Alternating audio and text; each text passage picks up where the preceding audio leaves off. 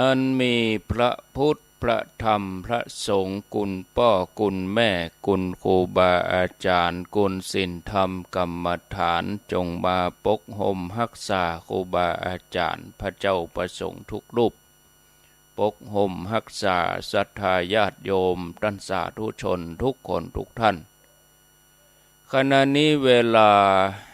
5:03 นาทีรายการต่อไปเชิญญาติโยมท่านทั้งหลายรับฟังรายการธรรมาภิวัตรดำเนินรายการโดยท่านพระสาธิตธีระปัญโยสถาบันธรรมาภิวัตรสัญญาณท่านพร้อมแล้วนิมนต์เลยครับนิมนต์ครับครับผมกราบถวายความเคารพพระเถรานุเถระครูบาสังฆะที่เคารพอย่างสูงทุกรูปเจริญสุขสวัสดีสาธุชนท่านผู้ฟังทุกคนทุกท่านสำหรับสาธุชนท่านผู้ฟังที่เกียรติทับฟังรายการธรรมาภิวัตร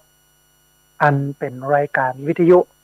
เพื่อการเผยแผ่พระพุทธศาสนา ส่งเสริมการศึกษาและพัฒนาสังคมรับผิดชอบโดยอาตมาภาพพระสาธิตธีระปัญโยผู้อำนวยการสถาบันธรรมาภิวัตรสถาบันเพื่อเผยแผ่พระพุทธศาสนาส่งเสริมการศึกษาและพัฒนาสังคมตั้งอยู่ณที่พักสงฆ์สถาบันธรรมาภิวัตรบ้านศพเตินตำบลศพปาดอำเภอแม่เมาะจังหวัดลำปางรายการนี้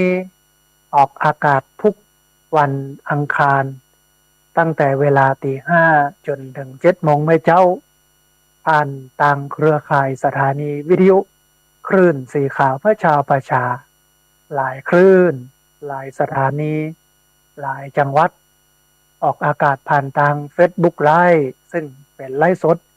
ของท่านอาจารย์พระครูอภิวัฒนวิกรมของทางวัดฝ่ายหินบันทึกเทปเอาไปออกอากาศผ่านทางสถานีวิทยุเพื่อการศึกษาและพัฒนาอาชีพ Radio Network FM 99.50 เมกะเฮิรตซ์ทุกวันศุกร์ตั้งแต่เวลา 8 โมงเมื่อเจ้าเป็นต้นไปบันทึกเทปเอาไปออกผ่านทางเพจ Facebook ของสถาบันธรรมาภิวัตรซึ่งท่านผู้ฟังสามารถไปติดตามรับฟังย้อนหลังไปก๊อปปี้ลิงก์ไปคัดลอกลิงก์เอาไปส่งเอาไปแชร์นะให้กับญาติพี่น้องญาติธรรมทั้งหลายได้ยินได้ฟังกันแทนตัวเองท่านผู้ฟังวันนี้เฮาปะกันในบรรยากาศฟ้าฝนหลายพื้นที่ฝนโปรยปลายตกนักพ่องน้อยพ่องตามสภาวะสิ่งแวดล้อมอากาศซึ่งเป็นฤดูกาลของมันเป็นปกติหน้าฝนนี้กับมีเรื่องที่น่าเป็นห่วงอยู่2-3 เรื่องแรกก็คือเรื่องของน้ำซึ่งอาจจะเกิดน้ำล้นตลิ่งน้ำป่าไหลหลากบ้านของพี่น้องที่ติดตามรับฟังอยู่หรือว่าของญาติพี่น้องญาติธรรมทั้งหลายที่อยู่ใกล้ห้วยที่อยู่ใกล้ดอยก็ต้องระมัดระวังเรื่องน้ำท่วมฉับพลันน้ำป่าไหลหลากอันนี้เป็นสิ่งที่สำคัญจำเป็นอันที่สองเรื่องของดินโคลนถล่มซึ่งดินที่มันอยู่เชิงผาที่มันเป็นลิ่งจริงนะฮะฝนตกเข้าไปมันอุ้มน้ำมันซับน้ำไว้นักมันก็จะถล่มลงมาสร้างความเสียหายให้พี่น้องได้อันนี้ต้องระมัดระวังเรื่องหนึ่งก็คือมากันกับฝนก็คือลูกน้ำยุงลายซึ่งเป็นพาหนะที่ทำให้เกิดโรคไข้เลือดออกเรื่องยุงเพราะฉะนั้นพี่น้องต้องขอให้ครบองค์ประกอบไม่ว่าจะเป็นเรื่องน้ำเรื่องดินแล้วก็เรื่องยุงบ้านไหนมีละอ่องละแอ่งที่มันหงายละไว้แล้วฝนตกใส่ก็ต้องรีบคว่ำน้ำที่อยู่ในห้องน้ำที่อยู่ที่ไหนก็ตามต้องรีบเอา ทรายอะเบดไปใส่ไปหยอดเพื่อป้องกันภาวะของโรคไข้เลือดออก ที่มากับลูกน้ำยุงลายจะแพร่ระบาดไปหาเราในช่วงนี้ก็ซาไปพ่องแล้วในเรื่องของวิกฤต โรคโควิดนะฮะมาแรกๆเนี่ยปี2 ปีเนี่ยรุนแรงคนเจ็บเป็นเย็นไข้ตายก็มีอย่างก็มีแต่ด้วยความที่เราได้รับวัคซีนนะเรียบร้อยแล้วอย่างแล้วเนี่ยภาวะความรุนแรงเหล่านั้นมันก็ลดลงอันนี้บ่น่าเป็นห่วงแต่ก็ต้องพอกอยกันเนอะท่านผู้ฟังเนอะนะบ่ให้มันมาลุกลามนับวันชีวิตจะดำเนินไปยากขึ้นเพราะว่ามีเงื่อนไขมีเหตุปัจจัยอะไรอย่างมาลุมเล้านะที่จะทำให้เกิดเจ็บเป็นเย็นไข้ หลายเรื่องหลายอย่างโรคที่บ่เคยเจอบ่เคยปะเคยพบก็เข้ามาแล้วก็ที่สำคัญที่สุดในช่วงหัวเรี่ยวหัวต่อเนี่ยภาวะเศรษฐกิจเรื่องเงินเรื่องทองก็ยังบ่อยู่ตัวเตื้อก็ยังฝืดเคืองนะฮะเรื่องของงานในส่วนของสังคมนะก็ยังมีคดีอาชญากรรมมีเรื่องราวต่างๆที่ทำให้เกิดความเดือดร้อนนักนะฮะเรื่องของการเมืองนะเรื่องภาวะสิ่งแวดล้อมยังบ่เสถียรเตื้อซึ่งถ้าเปรียบประเทศไทยในวาระนี้ก็คือเรื่องของการกำลังจะตั้งไข่กำลังจะตั้งแข้งตั้งขาให้มันเจริญก้าวหน้าไปทางหน้าแต่ก็เขาก็ท้องว่าลักพอลักกอยกันไปตัวว่ามันจะได้บ่ได้แค่ไหนอย่างใดนะฮะเอาใจช่วยลุ้นไปด้วยกันนะท่านผู้ฟังวันนี้มีข่าวบุญ2 ข่าวบุญแล้วก็ข่าวกุศลแถมข่าวหนึ่งข่าวบุญแรกก็คือในวันที่15 กรกฎาคมพุทธศักราช2566ที่จะถึงนี้จะมีการหล่อเตียนเข้าพรรษาที่วัดตุ้งโป่งตำบลเมืองปานอำเภอเมืองปานจังหวัดลำปางเพื่อระดมทุน2 อย่างหนึ่งก็คือระดมทุนเพื่อช่วยเหลือโรงเรียนบ้านทุ่งโป่งตำบลเมืองปานอำเภอเมืองปานจังหวัดลำปางแล้วก็แหมส่วนหนึ่งก็คือไปอุปถัมภ์บำรุงสถานีวิทยุวิไลเพื่อการศึกษาวิทยาลัยสงฆ์นครลำปาง FM 106.50 เมกะเฮิรตซ์เพื่อมีทุนไว้ใช้เป็นค่าน้ำเป็นค่าไฟเป็นค่าใช้จ่ายอื่นๆอันนี้ก็ส่วนหนึ่งเพราะฉะนั้นในวันที่15ท่านผู้ฟังเจริญพรเลิกไปห่วมกินห่วมตาลกันแล้วก็โดยเฉพาะพี่น้องลำปางไปเป็นเจ้าภาพเลี้ยงภัตตาหารออกโฮงตาลที่ยะใดแน่ๆก็คือห่อเข้าไปห่อคือตัวเก่า1 ห่อแล้วห่อให้คนอื่นถึง10 ห่อ เอาไปเลี้ยงโฮงตาลท่านแล้วในวันนั้นเนี่ยเปิ้นก็จะมีการหล่อเตียนโดยที่เราบ่ต้องเอาเตียนไปเปิ้นมีให้ปูชาเตียนธรรมจักรเป็นแว่นนะฮะประมาณแว่นละ20 บาทเอาไปหล่อในหม้อต้มเสร็จแล้วก็ตักมาหดในเบ้าตักมาใส่ในเบ้าให้มันอยู่ในเบ้าหั่นแล้วก็ตาลเตียนวัดสำคัญในเมืองปานประมาณ15 วัดอันนี้ก็เป็นตัวอย่างหนึ่งท่านผู้ฟังที่เป็นงานบุญงานกุศลที่สถานีวิทยุเครือข่ายสถานีวิทยุคลื่นสีขาวเพื่อชาวประชาเพื่อดำเนินการมาทุกปีเพราะนั้นก็เรียนเชิญเจริญพรไปร่วมบุญไปกินไปทานกันได้ในวันที่15 กรกฎาคมพุทธศักราช2566นะฮะแอมบุญหนึ่งเป็นการจัดซื้อที่ดินถวายไว้ในพระพุทธศาสนาณที่พักสงฆ์สถาบันธรรมาภิวัตรบ้านศพเตินตำบลศพปาดอำเภอแม่เมาะจังหวัดลำปางซึ่งใช้งบประมาณอยู่ประมาณ200,000ที่จริงทั้งหมดเนี่ยมัน400,000 บาททีนี้จ่ายเพิ่นไปแล้ว300,000เหลือแหม100,000แล้วก็บวกค่าพัฒนาที่ดินเพราะว่าจะเป็นรถแมคโครรถไถรับหัวลวดน้ำอะไรอย่างต่างๆกติไว้100,000ก็โดยประมาณสัก200,000 บาทตอนนี้ก็ได้แบบบอนักต่อใดญาติโยมหอมมาเรื่อยๆจูบแรกเนี่ยได้เยอะนะฮะก็ฮือเปินไปละเลยแถมจูบเดียวท่านผู้ฟังกัน200,000ก็เรียนเชิญเจริญพรท่านผู้ฟังได้มาร่วมบุญกันที่ผ่านมาเนี่ยมีญาติโยมได้มาร่วมทำบุญโดยมาด้วยตัวเองมาทานกะตี้หรือมาโอนสาย นะไม่ใช่โอนสายโอนเข้าบัญชีก็มีหลากหลายแล้วก็จดออนไลน์หมายเอาชื่อส่งอาตมาภาพที่ผ่านมาก็มีพระมหาสมชาติชาตะปัญโยแม่คำแต้มคมคุณแม่ขจรสารพีคุณโยมอุดมสารพีคุณโยมรัตนาพรสารพีคุณโยมนวรัตน์สารพีมีคุณพ่ออินเดียมแม่ทัศนีเมงทองคุณแม่จันดีสุขเจริญแม่พันนีรัตนไตรคุณอัมพาสุจริตคุณแม่มุกดาพ่อกำนันธัญพัฒน์ปาเขื่อนตะคุณพ่ออนันต์ตันแก้วพระอภิเดชจันทมโนคุณแม่บัวลอยศรีวงศ์คุณแม่สังไวยพุทธาคุณแม่ทองเจียวสุยาอินคุณโยมประพัฒสอนสุยาอินมีแม่น้อยกักนัดมีคุณโยมสุขคุณโยมจินดาจายามีคุณโยมสุภาอุปนันท์มีร้อยตรีประยุทธ์คุณแม่ชายสายชนพุกทองคุณแม่บุญมีวงดีคุณแม่นวลแก้วทาแม่อัมพรคำแสงพ่อบุญชูแม่รัตดากาวิราชัยคุณแม่อัญชรีคุณโยมนาราศักดิ์คำพรหมคุณพ่อเสรีคุณแม่สดใสวิจิตรชโรธรคุณแม่ระวิวันคุณโยมศิรินรดาคุณโยมอเนนชาชัยโสคุณโยมตันหยงคุณโยมสมทนะณลำปางคุณพ่อชนัยทายรินคุณแม่ทองคำทายรินคุณพ่อศรีทองดีแม่นำทองดีคุณโยมนิพาทองดีคุณโยมโอภาสพินโยคุณโยมกนิกาพินโยคุณโยมสาริกาพินโยคุณโยมแสงจันทร์ชัยทิพย์คุณโยมพงศักดิ์ชัยทิพย์แม่รัตดาอักการเรือนแม่หวดจันทร์สุกปุ๊กแม่แต้มอุปนันท์แม่มีชัยพินโยคุณชุลิตาเมากาวิน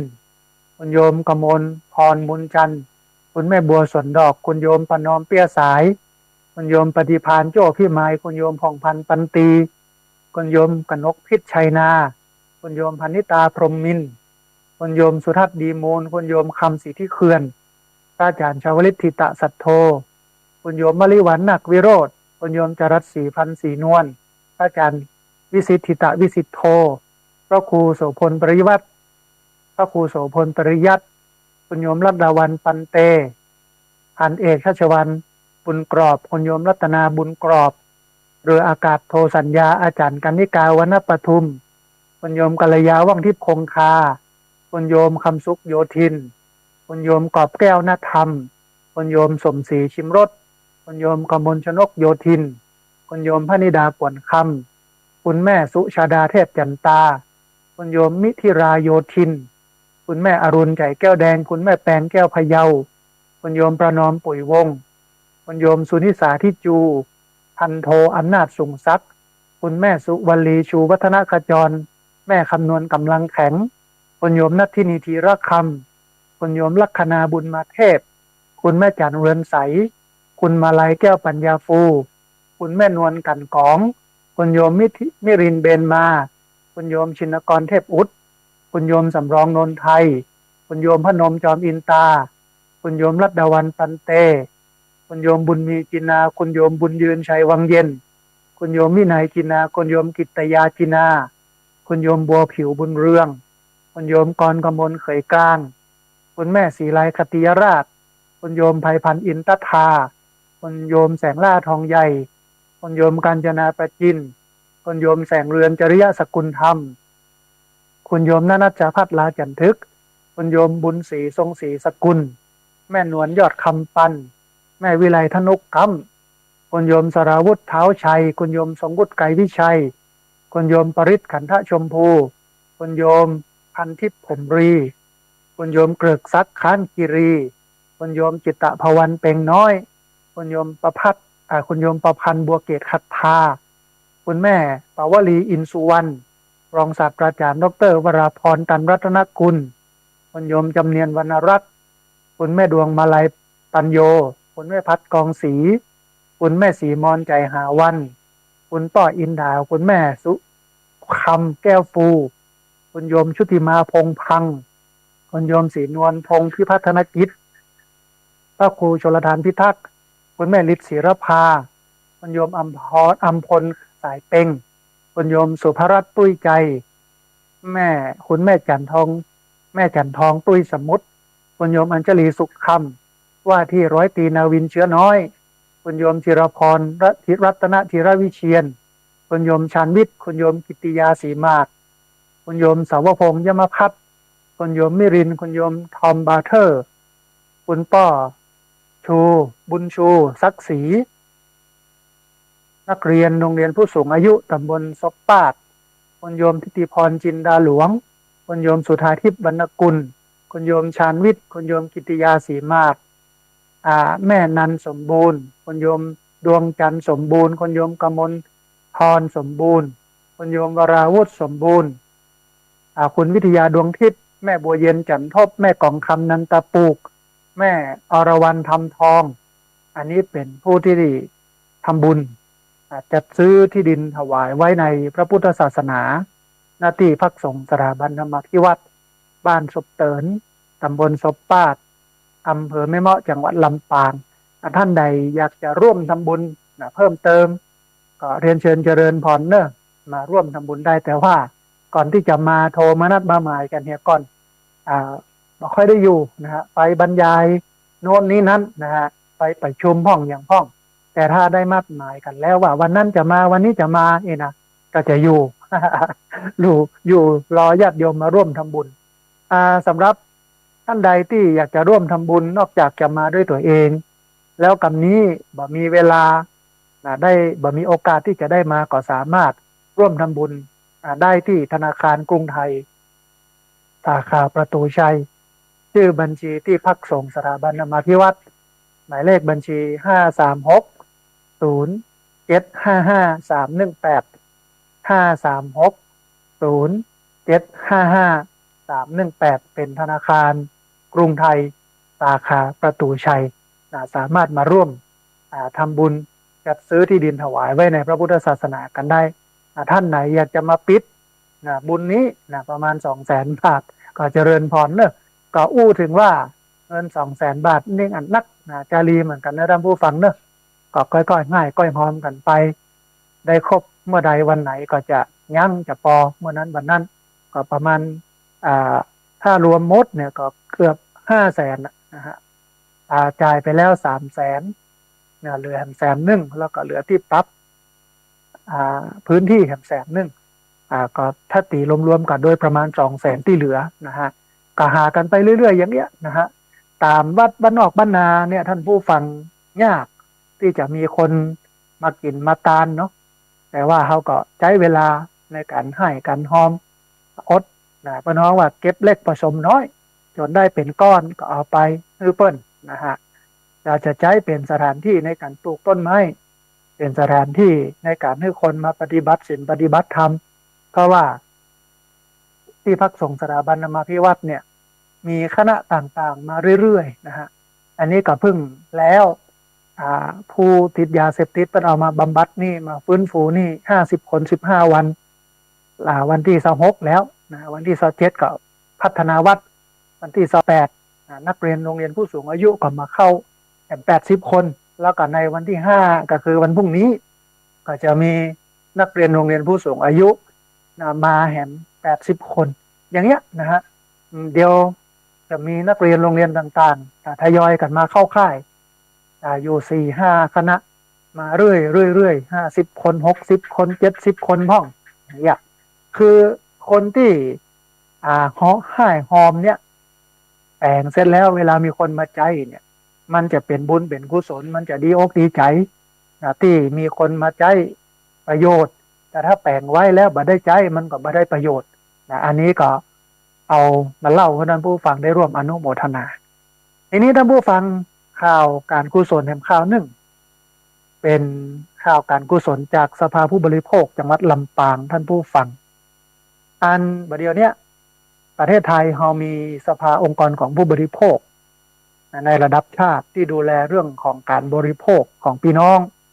โดยเฉพาะที่ได้รับความเดือดร้อนจากการบริโภคสินค้าต่างๆแล้วได้รับผลกระทบนี่นะฮะอันในลำปางเนี่ยมีศูนย์ที่เป็นหน่วยงานประจำจังหวัดก็คือศูนย์พิทักษ์สิทธิผู้บริโภคจังหวัดลำปางซึ่งเป็นหน่วยงานประจำจังหวัดของสภาองค์กรของผู้บริโภคซึ่งเป็นองค์กรเอกชนด้านการคุ้มครองผู้บริโภคมีฐานะเป็นนิติบุคคลทำหน้าที่เป็นผู้แทนของผู้บริโภค ที่มีพลังในการคุ้มครองและก็พิทักษ์สิทธิผู้บริโภครวมทั้งมีสิทธิแล้วก็อำนาจตามบทบัญญัติของรัฐธรรมนูญแห่งราชอาณาจักรไทยมาตรา 46 แล้วก็พระราชบัญญัติการจัดตั้งสภาองค์กรของผู้บริโภคปีพุทธศักราช 2562 ยังเป็นหน่วยรับเรื่องร้องเรียนตัวไกลเกลี่ยประนีประนอมยอมความข้อพิพาทเกี่ยวกับการละเมิดสิทธิของผู้บริโภคสามารถดำเนินคดีในนามของสภาได้ตลอดจนดำเนินการอื่นใดตามสภาองค์กรของผู้บริโภคกำหนดอันนี้ก็รับเรื่องร้องเรียนไกลเกลี่ยฟ้องดำเนินการต่างๆเกี่ยวกับผู้บริโภคประเด็นในการร้องเรียนในการรับเรื่องร้องเรียนก็มีอยู่ประมาณ8ด้านท่านผู้ฟังอันแรกเป็นการเงินการธนาคารถ้าเราไปเอาเงินไปฝากธนาคารแล้วมันบ่ถูกต้องเอาฝาก200,000 300,000หายหลายปีไปพร้อมกำเหลือ10,000เดียวเองนะแสดงว่าเจ้าหน้าที่ธนาคารหรือธนาคารเนี่ยโกงไปก็สามารถมาร้องเรียนได้รวมไปถึงครับไปกู้เงินนอกระบบในระบบเปิ้นมาเก็บเงินพร้อมดอกเบี้ยโดยความไม่สุภาพโดยบ่เป็นเวลาอย่างเงี้ยนะฮะก็สามารถมาร้องเรียนได้หรือถูกโกงเงินโกงทองไปได้มีเรื่องอาหารยาแล้วก็ผลิตภัณฑ์สุขภาพตัวอาหารเนี่ยถ้ากินแล้วมันบ่สะอาดมันบ่ปลอดภัยเนี่ยก็สามารถมาร้องเรียนได้ตอนนี้มีประเด็นเรื่องของอาหารอันหนึ่งก็คือจิ้นส้มยี่ห้อหนึ่งในจังหวัดลำปางจิ้นส้มยี่ห้อหนึ่งในลำปางมีสารปนเปื้อนแล้วพี่น้องก็เอาไปกินกันรู้ต้องกันวุ่นวายท่านผู้ฟังช่วงนี้ระมัดระวังเนอะโดยเฉพาะจิ้นส้มนะอันที่จริงมันมีข้อมูลอยู่ว่าเป็นจิ้นส้มยี่ห้อไหนอย่างใดนะแต่ว่าบ่เอามาเปิดเผยตัดนี้แต่ต้องระมัดระวังเรื่องของจิ้นส้มอันนี้คืออาหาร กินแล้วรู้ต้องกินแล้วมีปัญหาก็สามารถมาร้องเรียนได้ยาก็เหมือนกันใช้แล้วมันเกิดเอฟเฟกต์ก็สามารถมาร้องเรียนได้ผลิตภัณฑ์สุขภาพครีมทาหน้าครีมทาผิวอย่างต่างๆพวกนี้ก็สามารถมาร้องเรียนได้มีการขนส่งและยานพาหนะการขนส่งและยานพาหนะถ้ายานพาหนะถ้าเป็นของส่วนตัวเนี่ยเขาเอาไปเข้าไฟแนนซ์แล้วถูกโกงอย่างพ่องนี่นะตามระบบระเบียบเนี่ย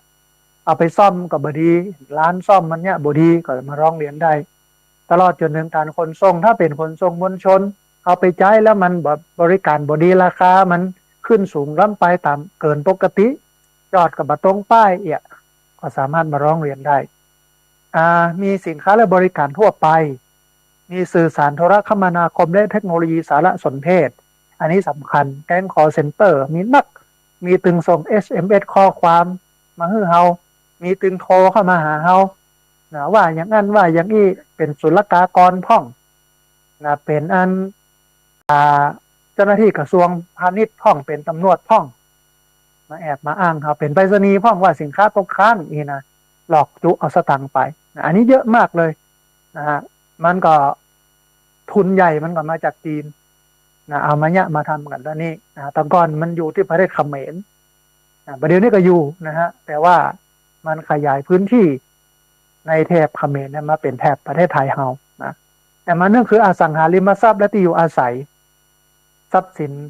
ที่มันเป็นอสังหาริมทรัพย์ที่อยู่อาศัยที่เป็นบ้านจ้างเปิ้นแปลงบ้านและแปลงบัตรตรงแบบแปลงบัตรตัดแบบเรื่องนี้งานตลอดจนถึงไปซื้อบ้านในโครงการต่างๆไปอยู่แล้วก็บริการส่วนกลางก็จ่ายแต่มันบริการบ่ดีอย่างเงี้ยนะฮะมีเรื่องของบริการสาธารณะพลังงานและสิ่งแวดล้อมเรื่องสุดท้ายคือบริการสุขภาพมีอยู่8ด้านถ้าท่านผู้ฟังได้รับผลกระทบจากการใช้บริการหรือการบริโภคอุปโภคสินค้าและบริการเหล่านี้เนี่ยก็สามารถมาร้องเรียนได้โดยสามารถมาร้องเรียนที่ศูนย์พิทักษ์สิทธิผู้บริโภคจังหวัดลำปางอยู่ถนนท่าคาวน้อยตำบลศพตุ๋ยอำเภอเมืองจังหวัดลำปางอยู่เยื้องกับวัดตาคาวน้อยถ้าเราไปแยก4แยกวัดตาคาวน้อยเราก็จะเลี้ยวขวาไปทางสะพานข้ามแม่น้ำวังก่อนจะข้ามแม่น้ำวัง อยู่หัวสะพานมันจะอยู่ด้านซ้ายมือหลังร้านอาหารซัดอยู่ท่านนะฮะหรือท่านผู้ฟังสามารถโทรเข้าไปสอบถามไปเล่าเรื่องเล่าแจ้งแจ้งคดีแจ้งความเสียหายได้ที่เบอร์054 222 539เบอร์054 222 539หรือเบอร์0948784139เบอร์0948784139อันนี้สามารถไปร้องเรียนได้ที่สภาองค์กรของผู้บริโภคศูนย์พิทักษ์สิทธิผู้บริโภคจังหวัดลำปางเป็นข่าวกุศลข่าวหนึ่งเพราะว่าหันว่าช่วงนี้มีแก๊งคอลเซ็นเตอร์มีการละเมิดสิทธิผู้บริโภคนักและเราบอกว่าจะไปร้องเรียนที่ไหนไปโรงพักไปศูนย์ดำรงธรรมมันก็จ้าเพราะว่าเรื่องที่โรงพักเนี่ยมันไม่ใช่เรื่องเฮาเรื่องเดียวเปิ้นเอาเรื่องทุกเรื่องไปร้องเรียนที่หั่นมันไม่ใช่เรื่องของผู้บริโภคโดยตรงแต่ถ้ามันเป็นเรื่องของผู้บริโภคก็ต้องมาที่สภาองค์กรของผู้บริโภคเพื่อที่เปิ้นจะจัดการให้มันเรียบร้อยแล้วก็รวดเร็วนะฮะถ้าไปสองที่มันก็จ้ามาโหจะกี่เรื่องเดี๋ยวอยู่หั่นถ้าแต่ว่าเบื้องต้นเนี่ยต้องไปแจ้งความที่โรงพักก่อนแล้วก็เอาใบแจ้งความนั่นน่ะมาที่สภาเสร็จแล้วสภาก็จะตยเสาะหานะฮะอันนี้ก็เป็นข่าวบุญข่าวกุศลที่เอามาฝากให้ท่านผู้ฟังได้รับฟังได้ร่วมอนุโมทนาแล้วก็ได้ร่วมกันร้องเรียนโดยความปรารถนาดีจากอาตมาภาพพระสาธิต ธีระปัญโยผู้อำนวยการสถาบันธรรมาภิวัตรสถาบันเพื่อเผยแผ่พระพุทธศาสนาส่งเสริมการศึกษาและพัฒนาสังคมซึ่งรายการนี้เป็นรายการธรรมาภิวัตรได้3เรื่อง1เผยแผ่พระพุทธศาสนา2ส่งเสริมการศึกษาและพัฒนาสังคมมันครบ3มิตินี้นะฮะทีนี้ท่านผู้ฟังมาถึงเรื่องของเฮาวันนี้จะถึงเรื่องการปรับตัวผ่านพ้นช่วงเวลาแห่งความทุกข์ยากไปได้แน่นอนว่า เฮาก็คนท่านผู้ฟังมีช่วงวิกฤตเป็นของตัวเก่าที่มันเป็นวิกฤตที่มันบีบคั้นจิตใจคือถ้าเรามีความอดทนหรือเรามีวิธีการที่สามารถก้าวพ้นข้ามผ่านไปได้มันก็สามารถที่จะ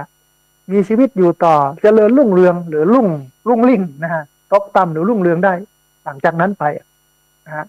หลายคนวันนี้ออกข่าวแต่ตะวันเนี่ยนะฮะดูข่าวละอ่อนอายุ25 ปีเครียดหลายเรื่องฆ่าตัวตายโดยการไปโฮมควันในรถเอาเต่าอังโลเนี่ยไปใส่ไว้ในรถจุดไฟจุดอย่างแล้วก็อยู่ในรถท่านให้ควันมันโฮมเนี่ยนะอันนี้ก็เป็นอันตรายแล้วมันเอ็นดูคนทั้งหลายทั้งปวงที่ได้รับความเดือดร้อนได้รับความทุกข์และบ่มีความอดทนความอดทนเป็นแก่นเป็นสาระเป็นสำคัญของชีวิตเขาจะผ่านพ้นเขาจะก้าวผ่านวิกฤตไปได้เนี่ยมันจะต้องมีความอดทนเหมือนกับกำกรบทหนึ่งมันบอกว่าจงอดทนฝนทั่งให้ดังเข็มตุ่มยังเต็มด้วยน้ำที่พร่ำหยดปลวกยังขนดินกองเท่าบรรพตสิ่งทั้งหมดสำเร็จได้เพราะอดทนถ้ามีความอดทนมันจะผ่านพ้นก้าวข้ามหมู่นี้ไปได้ทั้งหมดนะฮะทำให้นั้นวันนี้เขาจะต้องมาเรียนรู้วิธีการปรับตัวผ่านพ้นช่วงเวลาแห่งความทุกข์ยากไปได้นะมันมีบทความที่ปรากฏนะอยู่ในโรงพยาบาลจิตเวชนครสวรรค์ราชนครินทร์ซึ่งเป็นองค์กรนำด้านวิทยาการแล้วก็บริการสาธารณสุขบริการสุขภาพจิตและจิตเวชในเขตสุขภาพที่3เพิ่นก็เขียนไว้ในเว็บไซต์ของเปิ้นอานามาภาพก็หันว่าดีนะก็เลยเอามาให้ท่านผู้ฟังทั้งหลายได้ฟังท่านผู้ฟังมันเป็นธรรมดาที่ผู้คนล้วนต้องเผชิญช่วงเวลาที่ทุกข์ยากมีผู้คนขึ้นรุ่งเรืองตกต่ำรุ่งเรืองตกต่ำบ่มีอะไรอย่างที่มันสม่ำเสมอนะมันขึ้นลงอย่างเงี้ยเฮาก็ลำบากกายใจในช่วงเวลาขณะนั้นของชีวิตแล้วก็บอกว่าเฮาจะชอบหรือบ่ชอบก็ตามเนี้ยความทุกข์ยากนับเป็นส่วนหนึ่งของชีวิตมนุษย์ เกิดมาเฮากับปะแล้วทุกข์ชาติปิทุกขาแม้ความเกิดก็เป็นทุกข์แก่ก็เป็นทุกข์อย่างเงี้ยท่านผู้ฟังประสบการณ์ความยากลำบากต่างๆที่มันเกิดขึ้นเนี่ยสามารถที่จะเปลี่ยนวิธีคิดแล้วก็มุมมองใหม่ๆของเฮาที่มีโอกาสต่อโลกหรืออาจจะนำไปสู่ความท้อแท้สิ้นหวังหรือว่าปัญหาทางด้านสุขภาพจิตได้แต่การเรียนรู้ที่จะรับมือและเอาชนะความทุกข์ยากคือสิ่งที่จะช่วยเสริมสร้างความเข้มแข็งและความยืดหยุ่นทางจิตใจในความยากลำบากที่ผ่านเข้ามาในชีวิตมันทำให้เกิดความมั่นใจและความสามารถที่จะพิชิตอุปสรรคที่จะเกิดขึ้นในอนาคตได้ดังนั้นวอลดิสนีย์เพิ่งกล่าวไว้ว่าความทุกข์ยากทั้งหมดปัญหาและอุปสรรคกู้อย่างที่เขาเคยประสบมาในชีวิตมันยากให้เขานั้นเข้มแข็งขึ้นคุณอาจบัตนัดตอนที่มันเกิดขึ้นแต่ความผิดหวังอันแสนเจ็บปวดอาจจะเป็นสิ่งที่ดีที่สุดในโลกนี้ที่มันมอบให้เขาท่านผู้ฟังเขาต้องมาทำความเข้าใจก่อนว่าไอ้อย่างคือทุกข์ของชีวิตที่จริงในพระพุทธศาสนาก็มีนะทุกข์12ประการทุกข์12ประการเดี๋ยววันหลังจะเอามาอู้ท่านผู้ฟังทั้งหลายได้ฟังแล้วก็ถ้าอู้ไปอู้มากับหลายคนก็บอกว่าโอ้พระอาจารย์นะยังมาอู้แง่ลบติ๊กๆเนี่ยเนาะพุทธศาสนาอย่างกระตุกอย่างกระตุกเนี่ยเนาะ แต่พุทธศาสนานี่เป็นของแท้ลูกเพิ่นเอาตุกขึ้นมาก่อนเอาปัญหาขึ้นมาก่อนถ้าเราเจอปัญหาแล้วเราจะไปเจอความสุขได้อย่างไรเนาะไม่เจอความทุกข์แล้วจะเจอความสุขได้อย่างไรเมื่อบ่มีปัญหาแล้วจะเจอทางออกของปัญหาได้อย่างไรมันก็ต้องเริ่มที่ความทุกข์เหมือนอริยสัจสี่เจ้าโลกมามันก็เริ่มที่ทุกข์แหละทุกข์สมุทัยที่โรดมรรคเจ้าโลกมากับทุกข์แล้วแต่ทีนี้ในเชิงวิทยาศาสตร์การแพทย์ในเชิงจิตวิทยาเนี่ยความทุกข์ยากเนี่ยเป็นสถานการณ์หรือเป็นเหตุการณ์ที่ยากลำบากหรือมันเป็นที่บ่พึงพอใจมีผลกระทบต่อจิตใจอารมณ์และก็ความรู้สึกอย่างรุนแรงส่วนใหญ่เนี่ยบ่เคยพบมาก่อนหรือบ่เคยคาดคิดว่ามันจะเกิดขึ้นเช่นประสบภัยพิบัติการสูญเสียบุคคลอันเป็นที่รักสูญเสียทรัพย์สิน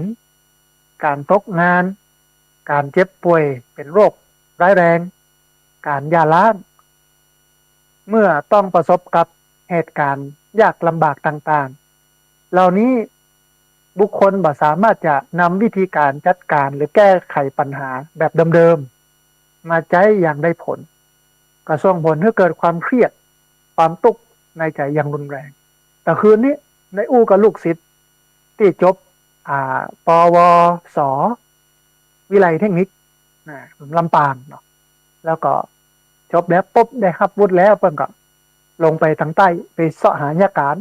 เป็นช่างเชื่อมช่างยนต์ช่างไฟช่างอะไรอย่างต่างๆเนี่ยนะของเพิ่นแต่บริษัทแต่แล้วมันก็บอกว่างานหมดแล้วพระอาจารย์ประเดี๋ยวนี้เพื่อนผมหลายคนเพิ่นไปเป็นหมู่เนาะ10 กว่าคนหลายคน6 คนกลับบ้านหมดแล้วมาตั้งตัวตั้งตนอยู่ที่บ้านรอพอกอยว่ามันจะเป็นอย่างใดอย่างเงี้ยอย่างใด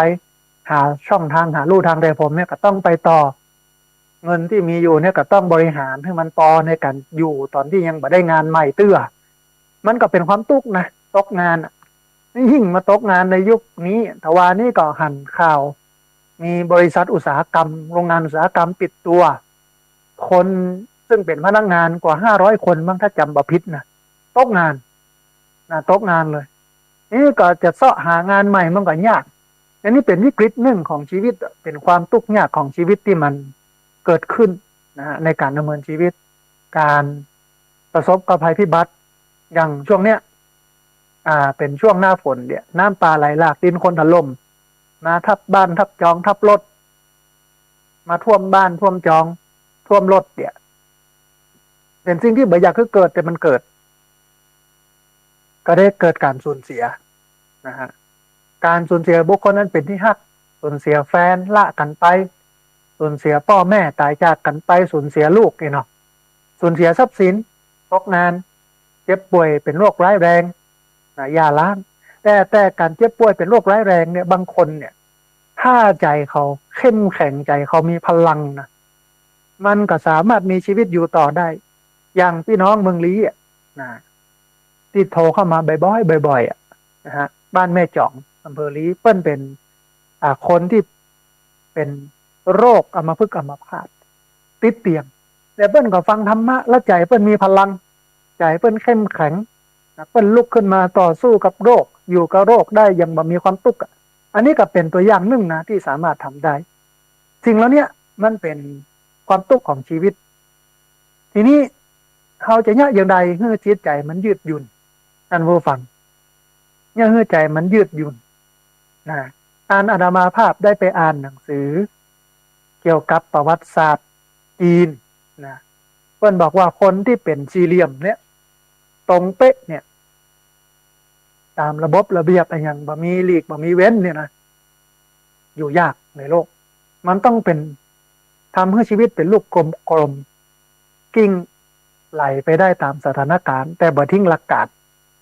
มันต้องปรับตัวเองจากสี่เหลี่ยมให้เป็นวงกลมมันหมุนไปได้ดูไปค่อยแต่สี่เหลี่ยมมันหมุนลำบากหมุนได้อยู่ถ้าเขาจ้องลงนี่นะแต่มันไปบ่ไกลไปบ่แห้งไปบ่เร็วแต่ถ้าเป็นวงกลมมันไปได้ตลอดเหมือนลูกแก้วเนาะลูกแก้วหมุนไปแต่ถ้าเป็นสี่เหลี่ยมเนี่ยมันไปได้ยากทีนี้ การยืดหยุ่นจิตใจเนี่ยเป็นกระบวนการของการปรับตัวได้เป็นอย่างดีท่านผู้ฟังเมื่อเราเผชิญกับความทุกข์ยากการบาดเจ็บโศกนาฏกรรมภัยคุกคามหรือสาเหตุที่มาจากความเครียดที่สำคัญบอกว่าจะเป็นเรื่องปัญหาครอบครัวและความสัมพันธ์ปัญหาสุขภาพที่ร้ายแรงปัญหาครอบครัวเนี่ยเป็นข่าวแต่ว่าเนาะ ดาราไม่ยิงอายุนักไปคบกับละอ่อนอายุน้อยตอนคบกันก็ดีกันไปแต่เลิกกันตอนนี้มาแฉละกล้ารถก็บ่ผ่อนกล้าบ้านก็เอาไปป้อใจเป็นอย่างนั้นอย่างนี้ไม่ยิงเป็นอย่างนั้นอย่างนี้นะสมัยที่ฮักกันก็ว่ากันนะแต่สมัยที่เลิกลากันแล้วเนี่ยเอาเรื่องราวในอดีตที่อยู่ด้วยกันที่มันเป็นข้อเสียมาทิ่มแทงกันอันนี้คือปัญหาครอบครัวและความสัมพันธ์ปัญหาสุขภาพที่ร้ายแรงท่านผู้ฟังหรือปัญหาความเครียดในที่ทำงานแล้วก็ด้านการเงินอาตมาภาพบอกลูกศิษย์เสมอว่าเวลาเอาไปทำงานในสถาบันองค์กรหน่วยงานต่างๆเนี่ยมันไม่ใช่เครียดกับงานนะงานสบายมากมันจะเครียดกับคน คนสามระดับแรกคือสูงกว่าเฮาคือเจ้านายระดับที่สองเสมอเฮาคือเพื่อนเฮาระดับที่สามระดับที่ต่ำกว่าเฮาคือลูกน้องเราจะเครียดกับคนสามระดับนี้เพราะนั้นต้องปรับใจให้ดีในการทำงานอาตมาภาพก็บอกเขาอย่างนั้นนะฮะแต่ด้านการเงินก็เหมือนกันยิ่งภาวะเศรษฐกิจในช่วงนี้เป็นเศรษฐกิจฝืดเคืองมันดูอย่างประเทศใกล้เคียงประเทศลาวเนี่ยเงินกีบเฟ้อคุณค่าของเงินกีบเนี่ยน้อยมากเลย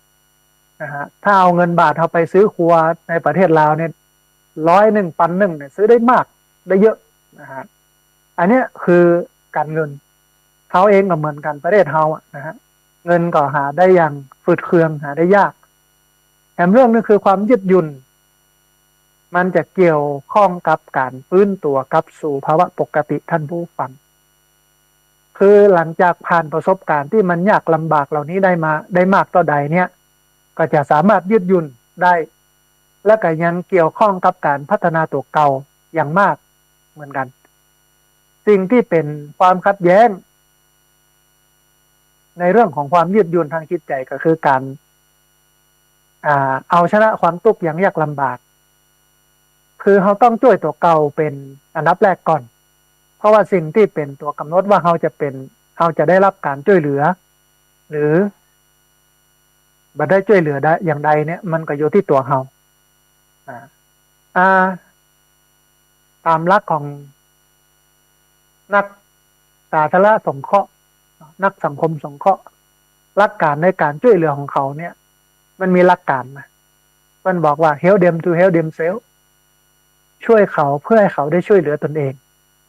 แม้แต่ในคริสตศาสนาที่เชื่อว่าพระพุทธเจ้าเป็นผู้สร้างโลกเป็นผู้กำหนดชีวิตผู้คนเพื่อเป็นอย่างนั้นอย่างอีนะเพื่อนก็มีกำอูกำหนึ่งว่าพระเจ้าจะช่วยเหลือบุคคลที่ช่วยเหลือตัวเองก่อนเท่านั้นนะพระเจ้าจะช่วยเหลือบุคคลที่ช่วยเหลือตัวเองก่อนเท่านั้นเฮลเดมทีเฮลเดมเซลช่วยเขาเพื่อให้เขาได้ช่วยเหลือตนเองเพราะนั้นเราจะต้องเวลามีความตุกเวลามีปัญหาเราต้องหาวิธีแก้ก่อนด้วยตัวเก่าต้องฝึกตัวเก่าเพื่อเป็นติปเปิลอาดามาภาพสอนลูกศิษย์เสมอว่าต้องคิดให้ได้คิดให้เป็นเปิ้งตนเองให้ได้แล้วเป็นติปเปิลของคนอื่นคิดได้คิดเป็นพึ่งตนเองได้และเป็นที่พึ่งของคนอื่นถ้าเราทำด้วยตัวเองอย่างเต็มที่แล้วเนี่ยมันบ่สามารถจะแก้ไขได้เนี่ยเดี๋ยวคนอื่นจึงยึดยื่นน้ำจิตน้ำใจมาช่วยเราเองการทำจิตใจให้ยืดหยุ่นเนี่ยกลับคืนสู่ภาวะปกติเนี่ยมันเป็นสิ่งที่สำคัญมันก็ต้องเป็นคนที่มองโลกในแง่ดีเป็นอันดับแรกก่อนหันอย่างในเชิงบวกหันอย่างในเชิงดีอย่าไปคิดในเชิงลบคิดดีก่อนมันจะได้ประโยชน์กับตอนนี้นะฮะแต่อันหนึ่งท่านผู้ฟังเข้าสังเกตก่อนว่าบางคนสามารถฟื้นตัวกลับคืนสู่ภาวะปกติได้ดีกว่าคนอื่นบางคนบ่สามารถจะกลับฟื้นคืนตัวได้เลยเหมือนเรื่องหนึ่งที่อาจารย์เฉลิมชัยโกสิทธิพิพัฒน์ที่เปิ่นไปสร้างวัดร่องขุ่นที่เชียงรายเปิ่นเล่าฟังว่ามีเพื่อนคนหนึ่งของเปิ้นโอ้ยได้รับความทุกข์ยากลำบากแต่ก่อนก็ซื้อภาพของเปิ้นซื้อภาพของอาจารย์เฉลิมชัยไปเก็บไว้ที่บ้านธุรกิจล้มหมอใหญ่ยังไงจะฆ่าตัวตายแต่ก็มาเกิดทีหลังว่าเขาฆ่าบ่ได้เพราะว่าเขาจะไปสร้างภาระให้กับครอบครัวสร้างความเดือดร้อนให้กับคนอื่นก็เลยตัดสินใจเอาหูไปขายก็ได้เงินมาส่วนหนึ่งกลับมาลงทุนทำธุรกิจแล้วก็ฟื้นขึ้นมาอย่างนี้เป็นต้นบางคนนี่ฟื้นเร็วบางคนฟื้นช้าบางคนบ่ฟื้นยังเป็นเหตุปัจจัยของการฟื้นตัวของการบ่ฟื้นตัวของคนเหล่านี้ท่านผู้ฟังบางคนอาจจะรู้สึกว่าชีวิตของตัวเก่านั้นต้องปะกับสถานการณ์ทุกข์ยากมานักกว่าคนอื่นๆแต่ในความเป็นจริงแล้วหมู่เฮาผู้คนเนี่ยจะต้องเผชิญกับความทุกข์ยากในสถานการณ์และช่วงเวลาที่มันแตกต่างกันออกไปในชีวิตคือหมายความว่าเกิดมาเป็นมนุษย์ทุกคนน่ะมันก็เจอกับปัญหามันก็เจอกับทุกข์ยากปัญหาความทุกข์ยากทุกคนแต่ว่ามันแตกต่างกันไปตามช่วงเวลาและสถานการณ์ตั้งแต่การสูญเสียคนที่เป็นที่ฮักแล้วก็การงานไปจนถึงการประสบกับการเลิกลาและความเหงาเขากับปะกู้คนแต่มันต่างช่วงเวลากันทีนี้เมื่อสถานการณ์เหล่านี้เกิดขึ้นเนี่ยความรู้สึกล้มเหลวหรือว่าพ่ายแพ้ชั่วคราวนี่เป็นเรื่องปกติที่ปะได้แต่ในขณะที่บางคนเนี่ยอดทนก้าวต่อไปตั้งหน้าแล้วก็พัฒนาตัวเองจนความทุกข์ยากนั้นมันหายไปบางคนก็กลับมาหยุดชะงักบ่สามารถจะควบคุมตัวเก่าได้หรือว่าตกอยู่ในภาวะซึมเศร้าในเวลาเกิดเรื่องราวต่างๆขึ้นมาที่มันเป็นปัญหานี่อย่างหนึ่งเป็นอย่างนั้นท่านผู้ฟังเพราะว่านี่เป็นอย่างนั้นเพราะว่าสิ่งที่กำหนดว่าเขาจะตอบสนองต่อเหตุการณ์ที่ทุกข์ยากที่เกิดขึ้นอย่างใดนั้นเนี่ยมาจากวิธีการที่เขาใช้ในการจัดการกับความเครียดบางคนเพิ่นจัดการความเครียดได้ดีบางคนนะจัดการความเครียดได้ดีบางคนจัดการความเครียดได้บ่ดีวิธีการจัดการความเครียดเนี่ยเป็นสิ่งที่สำคัญมันจะช่วยให้เขาเนี่ยก้าวพ้นข้ามผ่านภาวะวิกฤตที่มันเป็นปัญหาไปได้มันก็อยู่ที่มุมมองของชีวิตบางคนมองวิกฤต เห็นโอกาสมองความผิดพลาดหันการแก้ไขบางคนเนี่ยมองวิกฤตเป็นวิกฤตเมื่อได้มองวิกฤตเป็นโอกาสเอาแต่จมเอาแต่บอกว่าเป็นปัญหานี้ปัญหาหลายเรื่องหลายอย่างเนี่ยแต่บางคนมองหันโอกาสในวิกฤตหันความวิกฤตเนี่ยเป็นโอกาสในการจะพัฒนาตัวเองก้าวเข้าไปข้างหน้าเพราะว่าในวิกฤตเนี่ยมันมีโอกาสในความผิดพลาดเนี่ยมันมีการแก้ไขอันนี้เป็นสิ่งที่สำคัญทีนี้ท่านผู้ฟังสิ่งใดที่มันจะช่วยส่งเสริมเมื่อเฮานั้นสามารถปรับตัวต่อความทุกข์ยากได้อย่างดีอันยังข้อปฏิบัติข้อคิดใดเป็นสิ่งที่จะช่วยส่งเสริมเมื่อเฮานั้นสามารถปรับตัวต่อความทุกข์ยากได้ดีท่านผู้ฟังเมื่อต้องเผชิญกับสถานการณ์ที่ตึงเครียดบางคนเนี่ยดูเหมือนจะเข้มแข็งกว่าคนอื่นนะการศึกษาชี้ให้เห็นว่าความเข้มแข็งทางอารมณ์ก็ให้เกิดความยืดหยุ่นทางจิตใจในเรื่องความเจ็บป่วยทั้งด้านกายใจเพราะบางคนเนี่ยสามารถเผชิญกับความเครียดโดยบาดเจ็บปวดโดยบาดเจ็บป่วยในขณะที่บางคนเนี่ยเจ็บป่วยเพิ่มมากขึ้นบางคนคือคนปกติทั่วไปนั้นยังมี2ประเภทบางคนเจอปัญหาโดยที่บ่เป็นปัญหาบางคนเจอปัญหาเนี่ยซ้ำปัญหาที่เกิดขึ้นอาจเป็นเรื่องน้อยอาจจะเป็นเรื่องใหญ่ก็ได้เนี่ยมันก็อยู่ที่แต่ละคนทีนี้มันมีนักจิตวิทยาฝรั่งของฝรั่งมันบอกไว้นักจิตวิทยาคนนี้ชื่อว่าซูซานโกบาซาเพิ่นกล่าวว่าความเข้มแข็งอดทนเป็นลักษณะบุคลิกภาพของบุคคลซึ่งทำหน้าที่เสมือนกันชนความเข้มแข็งอดทนเนี่ยนะของบุคคลเนี่ยของแต่ละคนเนี่ยทำหน้าที่เหมือนกันชนเมื่อประสบกับภาวะเครียดจากเหตุการณ์ที่เกิดขึ้นในชีวิตและกับเป็นสิ่งที่สามารถพัฒนาให้เกิดขึ้นได้เนี่ยโกบาซาได้จำแนกองค์ประกอบความเข้มแข็งทางด้านจิตใจ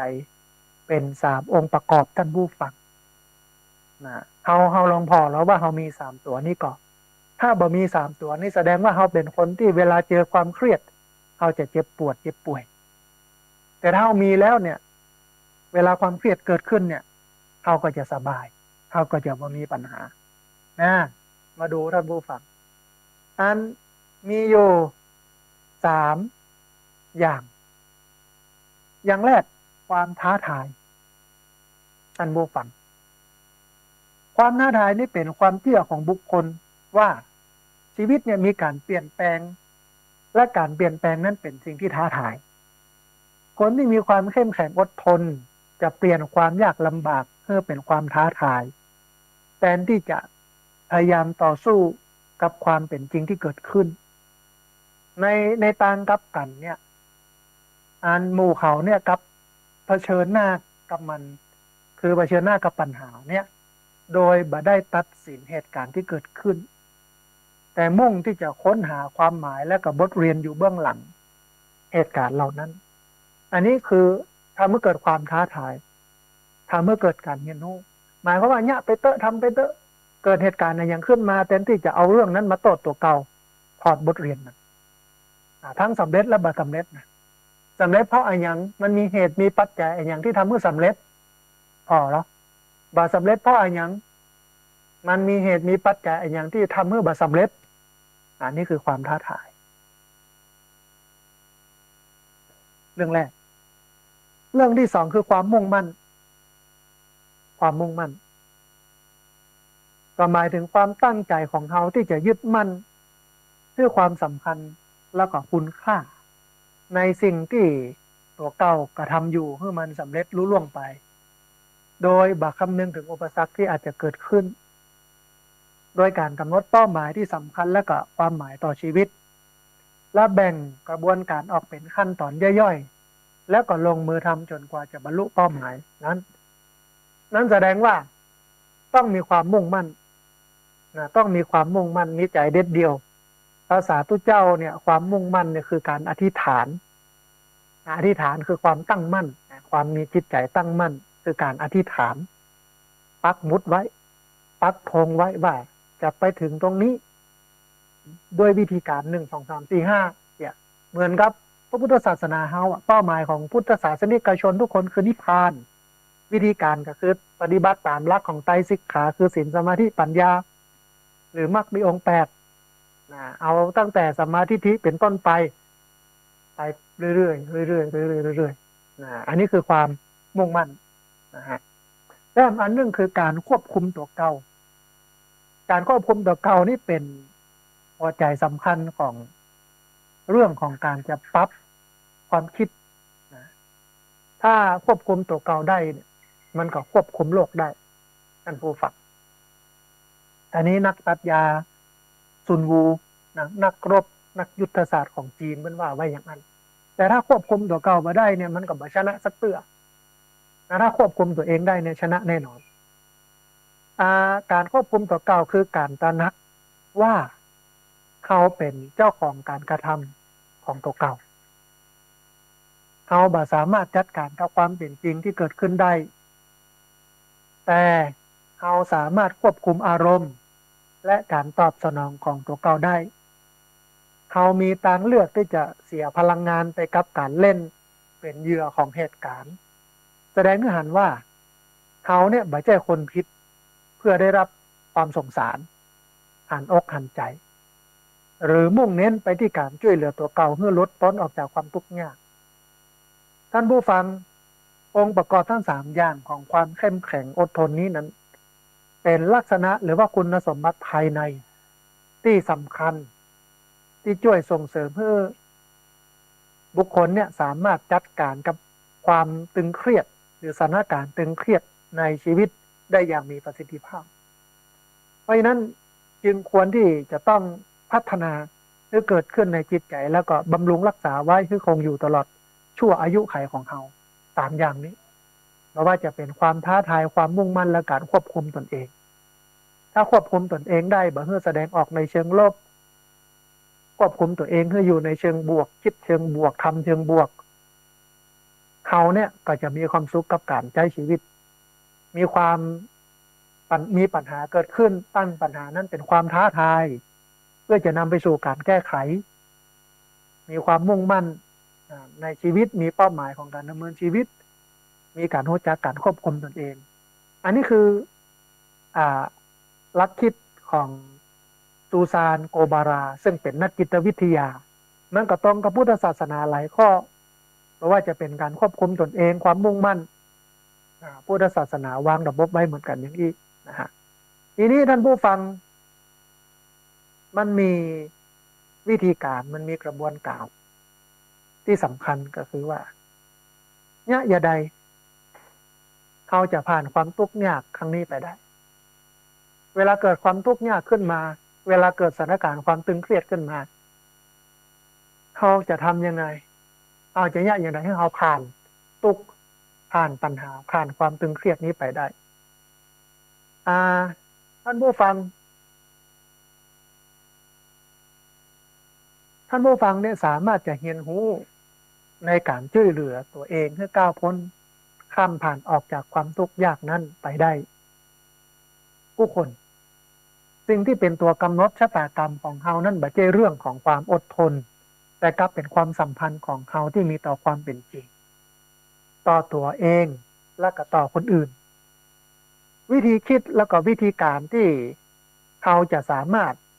นำมาใช้ให้เป็นประโยชน์ในการเผชิญกับความทุกข์ยากที่เกิดขึ้นนั้นเนี่ยมันเป็นคุณสมบัติทางจิตใจท่านผู้ฟังที่ผู้คนมีอยู่แต่อาจจะมีมากมีน้อยเนี่ยมันแตกต่างกันบ่เท่ากันซึ่งความเป็นจริงแล้วเนี่ยเราสามารถพัฒนาให้มีนักขึ้นให้มีเพียงพอที่จะช่วยให้เรานั้นผ่านพ้นความยากลำบากไปได้ด้วยดีด้วยการปรับตัวดังต่อไปนี้การที่จะทำให้เราก้าวพ้นข้ามผ่านความทุกข์ยากก้าวพ้นข้ามผ่านปัญหาไปได้อย่างแรกคือจะต้องปรับความคิดก่อนท่านผู้ฟังเคยได้ยินก่อน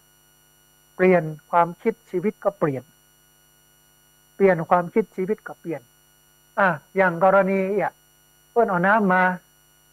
ให้เรากินถ้าเรามองมาน้ำมากเนี่ยมีมากเนี่ยอันนี้คือการคิดเชิงลบ แต่ถ้าเปลี่ยนความคิดใหม่โอ้น้ำขนาดนี้เลยจ้ะแต่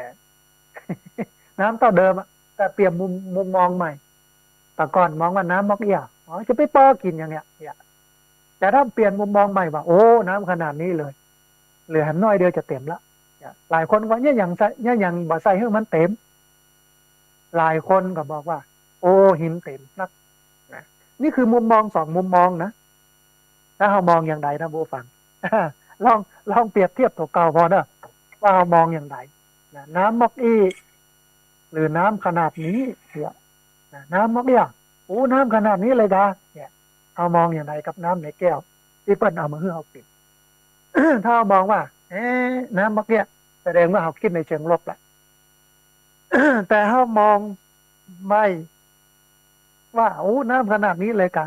อันนี้แสดงว่าเอามองในแง่บวกทีนี้วิธีการปรับความคิดมันก็มีอยู่ประมาณสัก4 ข้อเนี่ยท่านผู้ฟังข้อแรกเพื่อนบอกว่าต้องยอมรับความจริงว่าความทุกข์ยากเป็นสิ่งที่หลีกเลี่ยงมาได้ และเป็นส่วนหนึ่งของชีวิตต้องยอมรับว่า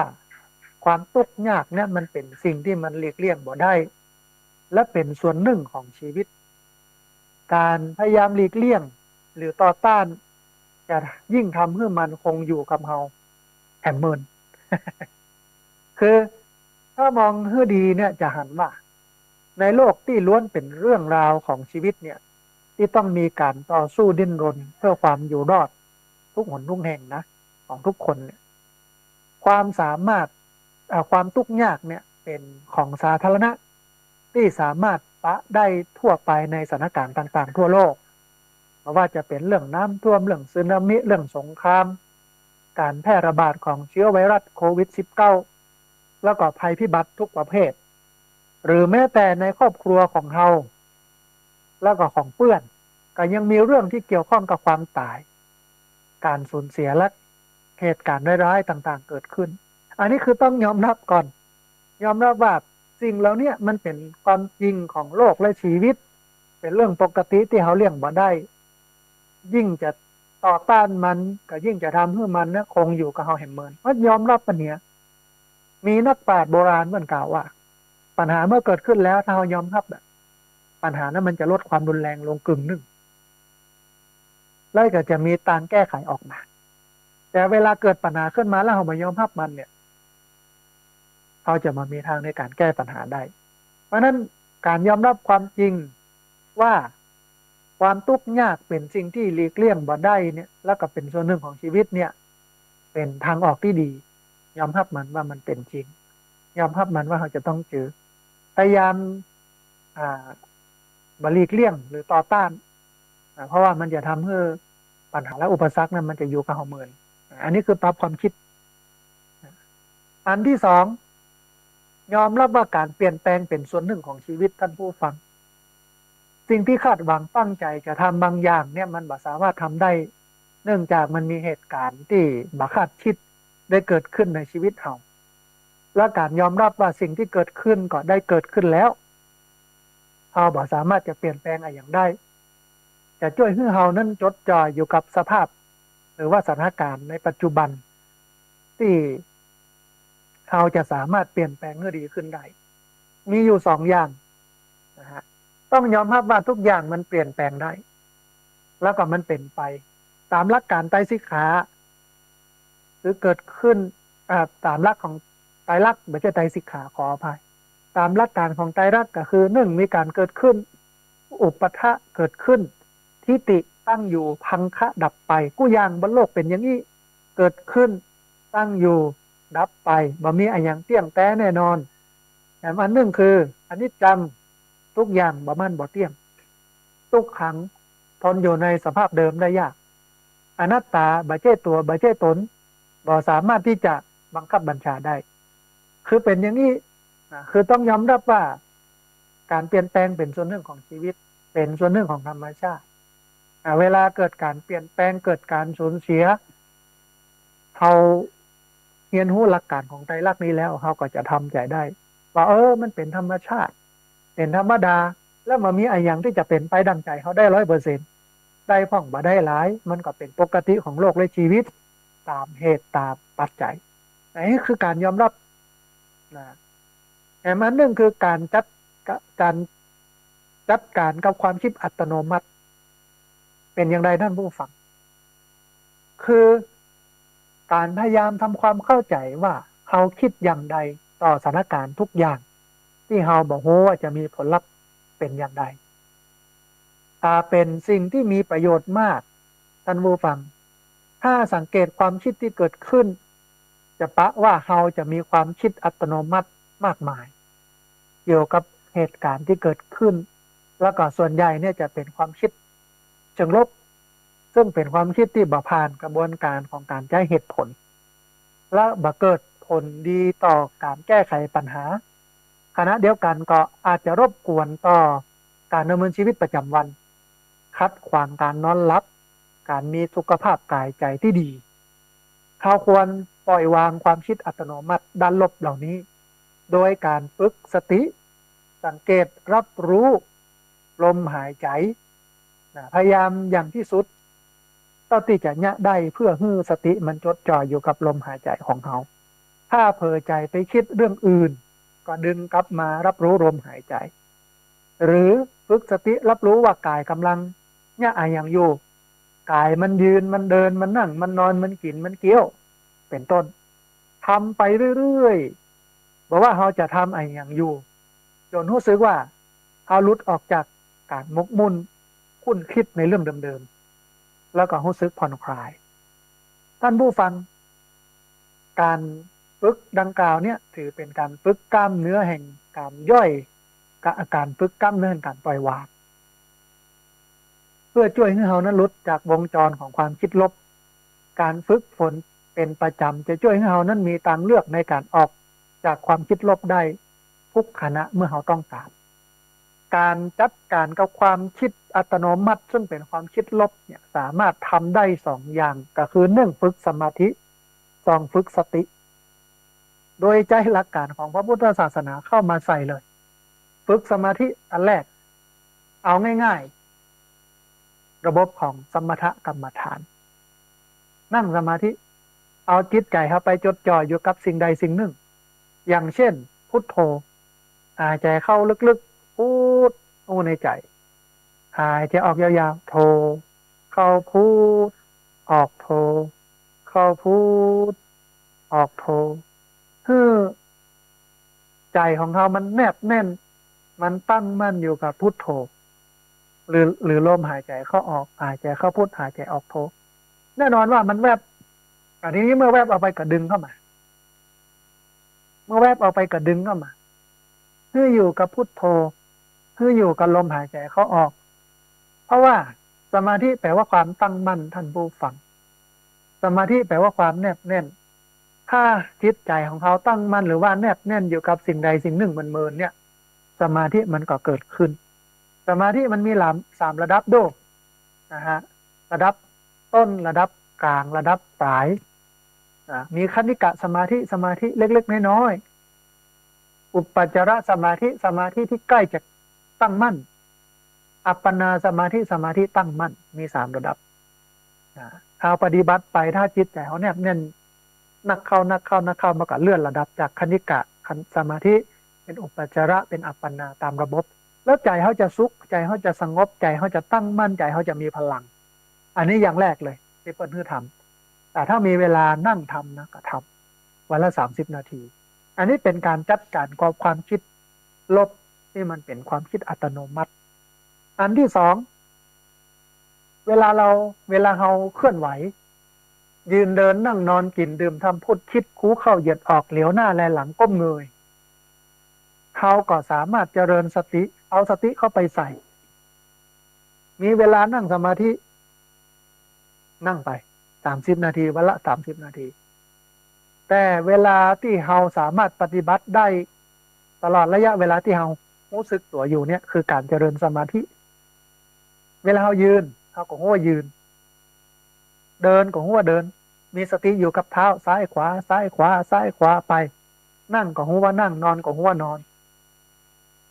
กินก็หัวกินเกี้ยวก็หัวเกี้ยวลืนก็หัวลืนอาบน้ำล้างหน้าล้างตาแปรงฟันคูเข้าเหยียดออกเหลียวหน้าแลหลังก้มเงยใส่เสื้อผ้าหูหมด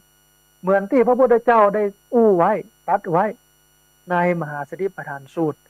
ทีฆนิกายมหาวัคมหาสติปัฏฐานสูตรว่าคัจฉันโตวาคัจฉามิติปชานติเมื่อเดินอยู่ก็รู้ว่าเดินอยู่สิทิโตวาทิโตมิหิติปชานติเมื่อยืนอยู่ก็รู้ว่ายืนอยู่นิสีโนวานิสีนิติปชานติเมื่อนั่งอยู่ก็รู้ว่านั่งอยู่สยะโนวาสยะมีติปชานติเมื่อนอนอยู่ก็รู้ว่านอนอยู่นะยืนเดินนั่งนอนกินดื่มทำพูดคิดคู่เข้าเหยียดออกเหลียวหน้าแลหลังก้มเงยเมื่อเรามีสติอยู่กับการทำงานอย่างนี้เอาตั้งแต่ตื่นนอนขึ้นมาจนไปจนถึงรับถ้ารับหมดความรู้สึกไปแล้วก็ไม่ต้องกำหนดจะมีความรู้สึกตัวอยู่ได้ยินเสียงได้กลิ่นได้เห็นได้ยังปฏิบัติอย่างกันไปทำงานอยู่ในชีวิตประจำวันเนี้ยก็สามารถทำได้อันนี้มันแปลงด้วยสาระหันอย่างหนึ่งว่าการปฏิบัติธรรมนั้นมันประจำเป็นจะต้องเป็นทุ่งขาวห่มขาวอยู่สำนักปฏิบัติแต่ว่ามันอยู่ได้ในชีวิตจริงการปฏิบัติธรรมคือการเอาธรรมะของพระพุทธเจ้ามาปฏิบัติในชีวิตจริงๆแต่บางคนนี่อาจจะอ่อนก็เลยต้องไปฝึกที่สำนักปฏิบัติธรรมฝึกมาแล้วก็เอามาใช้ชีวิตจริงๆในการเผชิญกับปัญหาต่างๆหลายคนไปปฏิบัติธรรมปฏิบัติธรรมที่วัดกระติดวัดไปเงี้ยกระติดบ้านสกัมมีอยู่ครั้งหนึ่งหลวงปู่ทองก็ถามหลวงปู่ทองอดีตพระพรหมมงคลอดีตเจ้าวาดพระธาตุสีจอมตองอำเภอจอมตองจังหวัดเชียงใหม่หลวงปู่ก็ถามแม่ชีคนหนึ่งถามว่าสู่มาอยู่นี่ได้กี่ปีแล้วเนี่ยแม่ชีก็บอกว่า20 ปีแล้วหลวงปู่อีกแล้วสู่บักกลับบ้านกลับจองว่ากลับเมื่อนานตื้อแล้วยังมาอยู่บ้านมาอยู่อย่างนี้ ยังมาอยู่บ้านมาอยู่อย่างนี้ก็กลัวมันขี้เหล้าเจ้าก็อยู่บ่ได้มันเมาเหล้าเมายามันวุ่นวายหลวงปู่ก็เลยบอกว่าแสดงว่าการปฏิบัติธรรมของเธอนี่มันบ่ได้ผลเลยมันบอกถ้าการปฏิบัติธรรมของเธอมันได้ผลเธอจะบัดตุกในที่ทุกสถานในการทุกมือนะเพราะนั้นต้องกลับไปทดสอบสติทดสอบสมาธิไม่ชีได้ยินดังนั้นก็ติ๊กไปบ้านให้หันผัวกินเหล้าเหมือนเดิมกินแล้วก็เสียงดังโวยวายแต่เปลี่ยนระบบของชีวิตใหม่ทั้งหมดไม่ชีนะโดยที่บอกว่าบอกกล่าวยังไปถึงก็เที่ยวพัดปัดปูผัวเนี่ยเพื่อให้เพื่อนกับเที่ยวโดยที่ปากยังแบบปากเที่ยวไปเนี่ยกับเขาคือกินถึงเวลาก็สวดมนต์ไหว้พระไปทำอย่างเงี้ยจนกระทั่งสามีเห็นถึงความจริงใจเห็นถึงความตั้งมั่นก็เลยเลิกเนี่ยพฤติกรรมที่มันบดีแต่แล้วก็มาบวชเป็นตุ๊เจ้าท่านก็ท่านผู้ฟังเพราะนั้นชีวิตเราเนี่ยถ้าเราฝึกตัวเก่าด้วยสมาธิด้วยสติเนี่ยมันจะทำให้ชีวิตมันเจริญก้าวหน้ามีลูกศิษย์หลายคนที่เป็นลูกศิษย์สายปฏิบัติของธรรมภาพมาเล่าให้ฟังบางคนเป็นเจ้าของบริษัทรับเหมาก่อสร้างปั้นกับมาเล่าให้ฟังว่าลูกน้องปั้นนักเป็นร้อย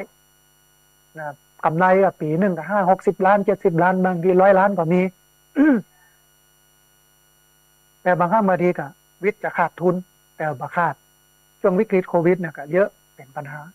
อย่างนี้จะได้ให้ชีวิตเป็นอยู่ได้อาตมาภาพก็บอกว่าเอาธรรมะไปใช้ในชีวิตประจำวันนั่งสมาธิวันละ30 นาที2เจริญสติอยู่ตลอดเวลาแต่ก่อนเป็นกับเป็นคนกินคนปานคนเนี่ยไปตามระบบแต่มันบ่ถูกต้องตามระบบไงมันบ่เข้าถึงธรรมะกินก็ตามเตอะตานก็ตามเตอะถ้าบ่เฮียนหูบ่เข้าใจเนี่ยมันก็บ่เข้าถึงเปิ้นก็ย่ายอย่างนี้7 ปีจนกระทั่งที่เปิ้น อยู่กับลูกน้องได้โดยที่บ่ตุกเวลามีวิกฤตมีปัญหากับบ่ตุกแต่ก่อนเนี่ย จะได้กำไรน้อยก็ลำบากใจ โอ้ยังมาได้น้อยได้5 ล้าน10 ล้านแต่ว่าเดี๋ยวนี้ขาดทุนเป็น10 ล้านก็มาเป็นปัญหาอันนี้คือการใช้ธรรมะโดยเฉพาะสติสมาธิเอามาจัดการกับความคิดอัตโนมัติที่เป็นความคิดเชิงลบนะฮะอันหนึ่งคือการมองโลกในแง่ดีท่านผู้ฟังการมองโลกในแง่ดีเนี่ยดูเหมือนจะเป็นการยากที่จะคิดบวกเมื่อชีวิตมาเป็นไปตามที่เราต้องการ แต่การมองโลกในแง่ดีนี่จะช่วยให้เรานั้นจัดการกับสถานการณ์ที่ตึงเครียดได้ดีขึ้นช่วยลดผลกระทบของความคิดต่อสุขภาพกายขณะเดียวกันก็ช่วยให้เรานั้นยอมรับความเป็นจริงได้เร็วขึ้นเพราะว่าความยืดหยุ่นเป็นเรื่องของการสงบใจไว้ได้และก็ประเมินสิ่งต่างๆแทนที่จะเพียงแค่มีปฏิกิริยาตอบสนองต่อสิ่งที่เกิดขึ้นเท่านั้นจากสถานการณ์การแพร่ระบาดของโควิดโรคโควิด19หรือว่าโรคโคโรนา19ในประเทศไทยเนี่ยจะเห็นว่ามีผลกระทบต่อบุคคลหลากหลายอาชีพทำให้ตกงานแต่การมองโลกในแง่บวกท่านผู้ฟังทำให้คนบางกลุ่มเกิดการปรับตัวมองเห็นว่าความทุกข์ยากครั้งนี้เป็นความท้าทายของชีวิตและหางานใหม่ทำเช่นเทรนเนอร์ฟิตเนสต้องผันตัวมาขายทุเรียนจากนักบินมาเป็นพ่อค้าก๋วยเตี๋ยวริมทางสจวดพันชีวิตมาเย็บหน้ากากขายวิศวกรการบินต้องปรับชีวิตหันมารับจ้างล้างแอร์พระเอกลิเกปรับตัวมาขายตำส้มการมองโลกในแง่ดีและมีความหวังเนี่ยจะช่วยให้เฮานั้นคาดหวังว่าสิ่งต่างๆจะเกิดขึ้นกับเฮาลองนึกภาพว่าเฮานั้นต้องการอะไรอย่างแทนที่จะมกมุ่นคุ้นคิดอยู่กับสิ่งที่เฮานั้นกลัวหรือว่ากังวลอันนี้คือการมองโลกในแง่ดีเป็นการปรับตัวให้เข้ากับสถานการณ์นะฮะอันนึงคือการปรับอารมณ์ท่านผู้ฟังก็มี2 อย่าง1อู้ระบายความรู้สึกทุกข์ใจออกมาอย่าพยายามเก็บกดปิดกั้นที่ความรู้สึกหรือว่าอารมณ์เศร้าที่จะเกิดขึ้นและถ้าหากว่าเรายังหาใครสักคนที่ยินดีแล้วก็พร้อมที่จะรับฟังความรู้สึกอัดอั้นตันใจของเราเนี่ยบ่ได้เตื้อเขาก็สามารถจะอู้กับหมากับแมวอู้กับเก้าไม้ใบหญ้าหรือแม้กระทั่งอู้ออกมาดังๆกับตัวเก่าเมื่ออยู่ตามลำพัง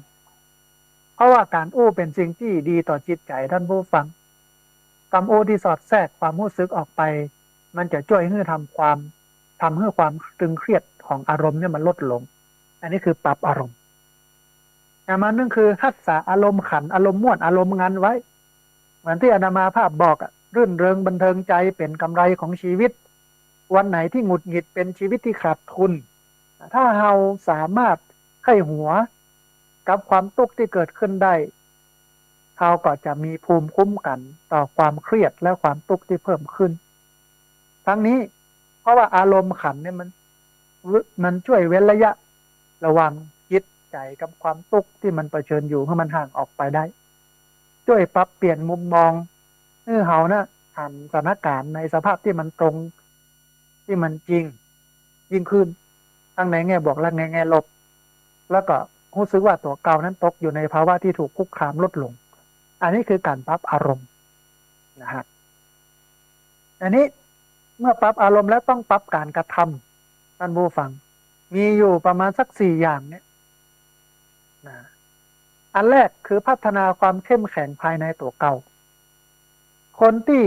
เชื่อมั่นว่าความสามารถในการควบคุมจัดการกับปัญหามีศูนย์กลางจากความเข้มแข็งภายในตนเองย่อมผ่านพ้นความทุกข์ยากได้ดีกว่าคนที่คิดว่ามาจากคนอื่นหรือปัจจัยภายนอกนะคือการแก้ไขปัญหานะมันต้องเกิดจากตัวเราก่อนอันนี้จะแก้ไขปัญหาได้ดีถ้าขึ้นอย่างนี้นะแต่ถ้าเกิดว่าคนอื่นต้องมาช่วยเหลือเราเนี่ยมันก็จะแก้ไขปัญหายากขณะเดียวกัน กับคนที่มีความคิดยืดหยุ่นทางจิตใจจะมองโลกตรงกับความเป็นจริงและก็เชื่อว่าแม้เราจะบ่สามารถควบคุมสถานการณ์ที่เกิดขึ้นได้แต่เรายังสามารถควบคุมชีวิตของตัวเองได้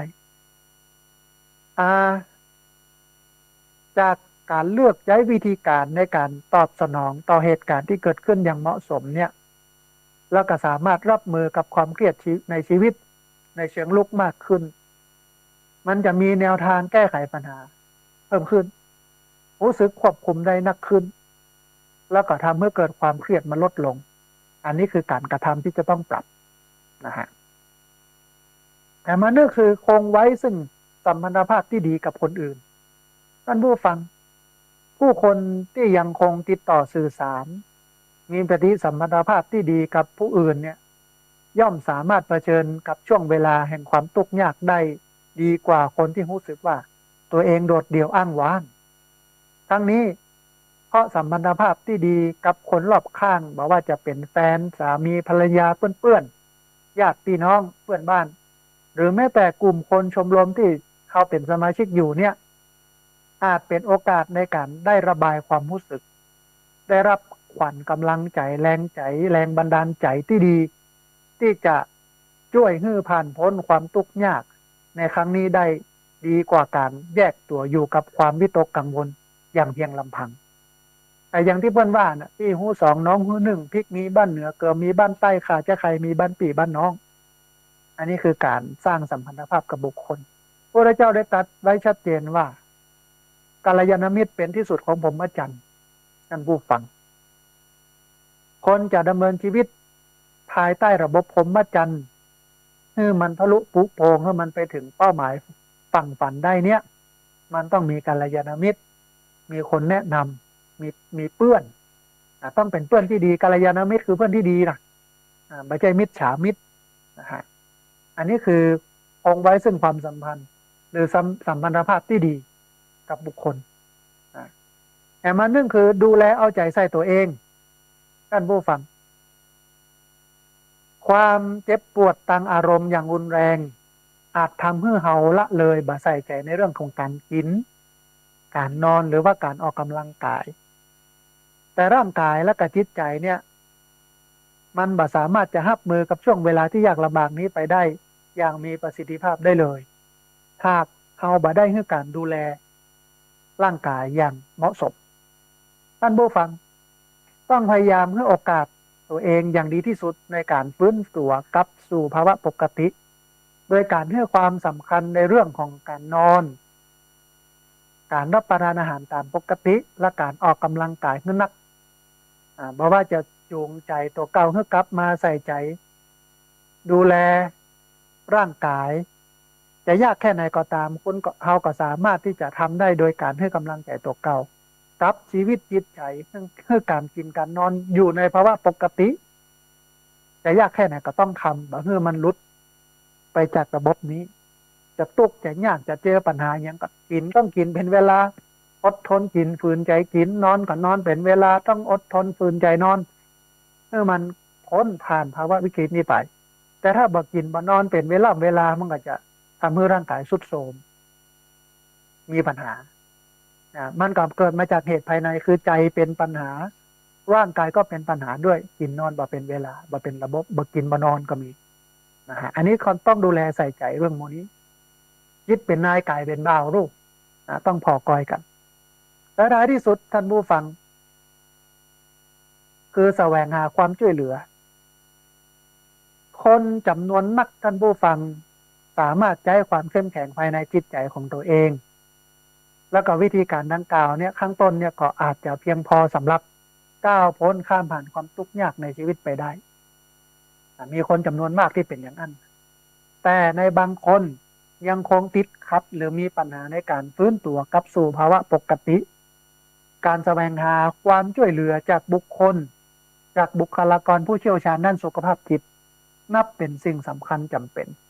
และก็เป็นประโยชน์ในการช่วยส่งเสริมเมื่อคนนี่สามารถผ่านพ้นช่วงเวลาแห่งความยากลำบากไปได้มันก็เป็นแต่บางคนบ่จำเป็นต้องอาศัย เหตุปัจจัยภายนอกเยอะก็สามารถฟื้นฟูจิตใจกลับคืนสู่ภาวะปกติได้เมื่อถึงคราวจิตใจมันตกต่ำลำบากเจอความทุกข์เจอปัญหาอันนี้มีน้อยคนแต่บางคนเนี่ยมันต้องอาศัยปัจจัยภายนอกอาศัยที่ปรึกษาอาศัยหมอจิตแพทย์ที่จะช่วยให้เขาก้าวพ้นข้ามผ่านปัญหาไปได้เขาก็ต้องพอบ่ต้องประมาทถ้าเขามีจิตใจบ่เข้มแข็งพอก็ไปหาหมอจิตแพทย์มันก็เหมือนเขาป่วยทางกายจิตแพทย์ก็รักษาทางใจเปิ้นก็ให้กรรมแนะนำให้ยุกให้ยาไปท่านผู้ฟังความยืดหยุ่นทางด้านจิตใจนั่นบ่ได้เป็นลักษณะที่ติดตัวมาตั้งแต่เกิดแต่เป็นสิ่งที่เรานั้นสามารถที่จะเรียนรู้แล้วก็พัฒนาให้เกิดขึ้นได้ตลอดเวลาโดยการฝึกจิตใจให้คุ้นเคยกับการเผชิญความยากลำบากในชีวิตประจำวันเผชิญกับสถานการณ์ใหม่ที่บ่เคยปะมาก่อนหรือบ่มีแนวทางแก้ไขมาก่อนและพยายามพัฒนานิสัยในการเอาชนะอุปสรรคซึ่งเมื่อใดถึงคราวที่จะต้องเผชิญกับความทุกข์ยากลำบากแสนสาหัสในชีวิตความยืดหยุ่นทางด้านจิตใจนี่แหละจะช่วยให้เรานั้นสามารถผ่านพ้นช่วงสถานการณ์วิกฤตนั้นๆไปได้ด้วยดีและก็โปรดระลึกไว้เสมอว่ามีเพียงจิตใจของคุณเท่านั้นที่จะสามารถเยียวยารักษาสิ่งที่จิตใจของคุณสร้างขึ้นมาได้ต้องโดยตัวเองเพื่อตัวเองแล้วก็สำหรับตัวเองนั่นหมายความว่าท้ายที่สุด เมื่อเราเจอปัญหาอุปสรรคอย่างต่างๆตัวเก่าเนี่ยจะช่วยเยียวยาตัวเก่าได้ดีที่สุด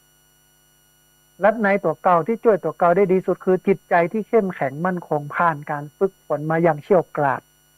เพราะนั้นตั้งแต่นี้เป็นต้นไปเราก็ต้องฝึกท่านผู้ฟังเพื่อจิตใจตัวเก่ามันเข้มแข็งมั่นคงปัญหาอุปสรรคต่างๆที่มันผ่านพ้นเข้ามามันจะเป็นบทเรียนเอาไว้แก้ปัญหาในอนาคตข้างหน้าอันนี้ยกตัวอย่างง่ายๆ ในสมัยตะก่อนที่อาตมาภาพอยู่วัดร่ำเปิงตะโปธารามตำบลสุเทพอำเภอเมืองจังหวัดเชียงใหม่เกือบ10 ปีดูแลรับผิดชอบนักเรียนนักศึกษาที่มาอบรมเป็นคณะละ2 คืน 3 วัน2 คืน 3 วันนี่นะตอนนั้นรับผิดชอบหน้าที่ดูแล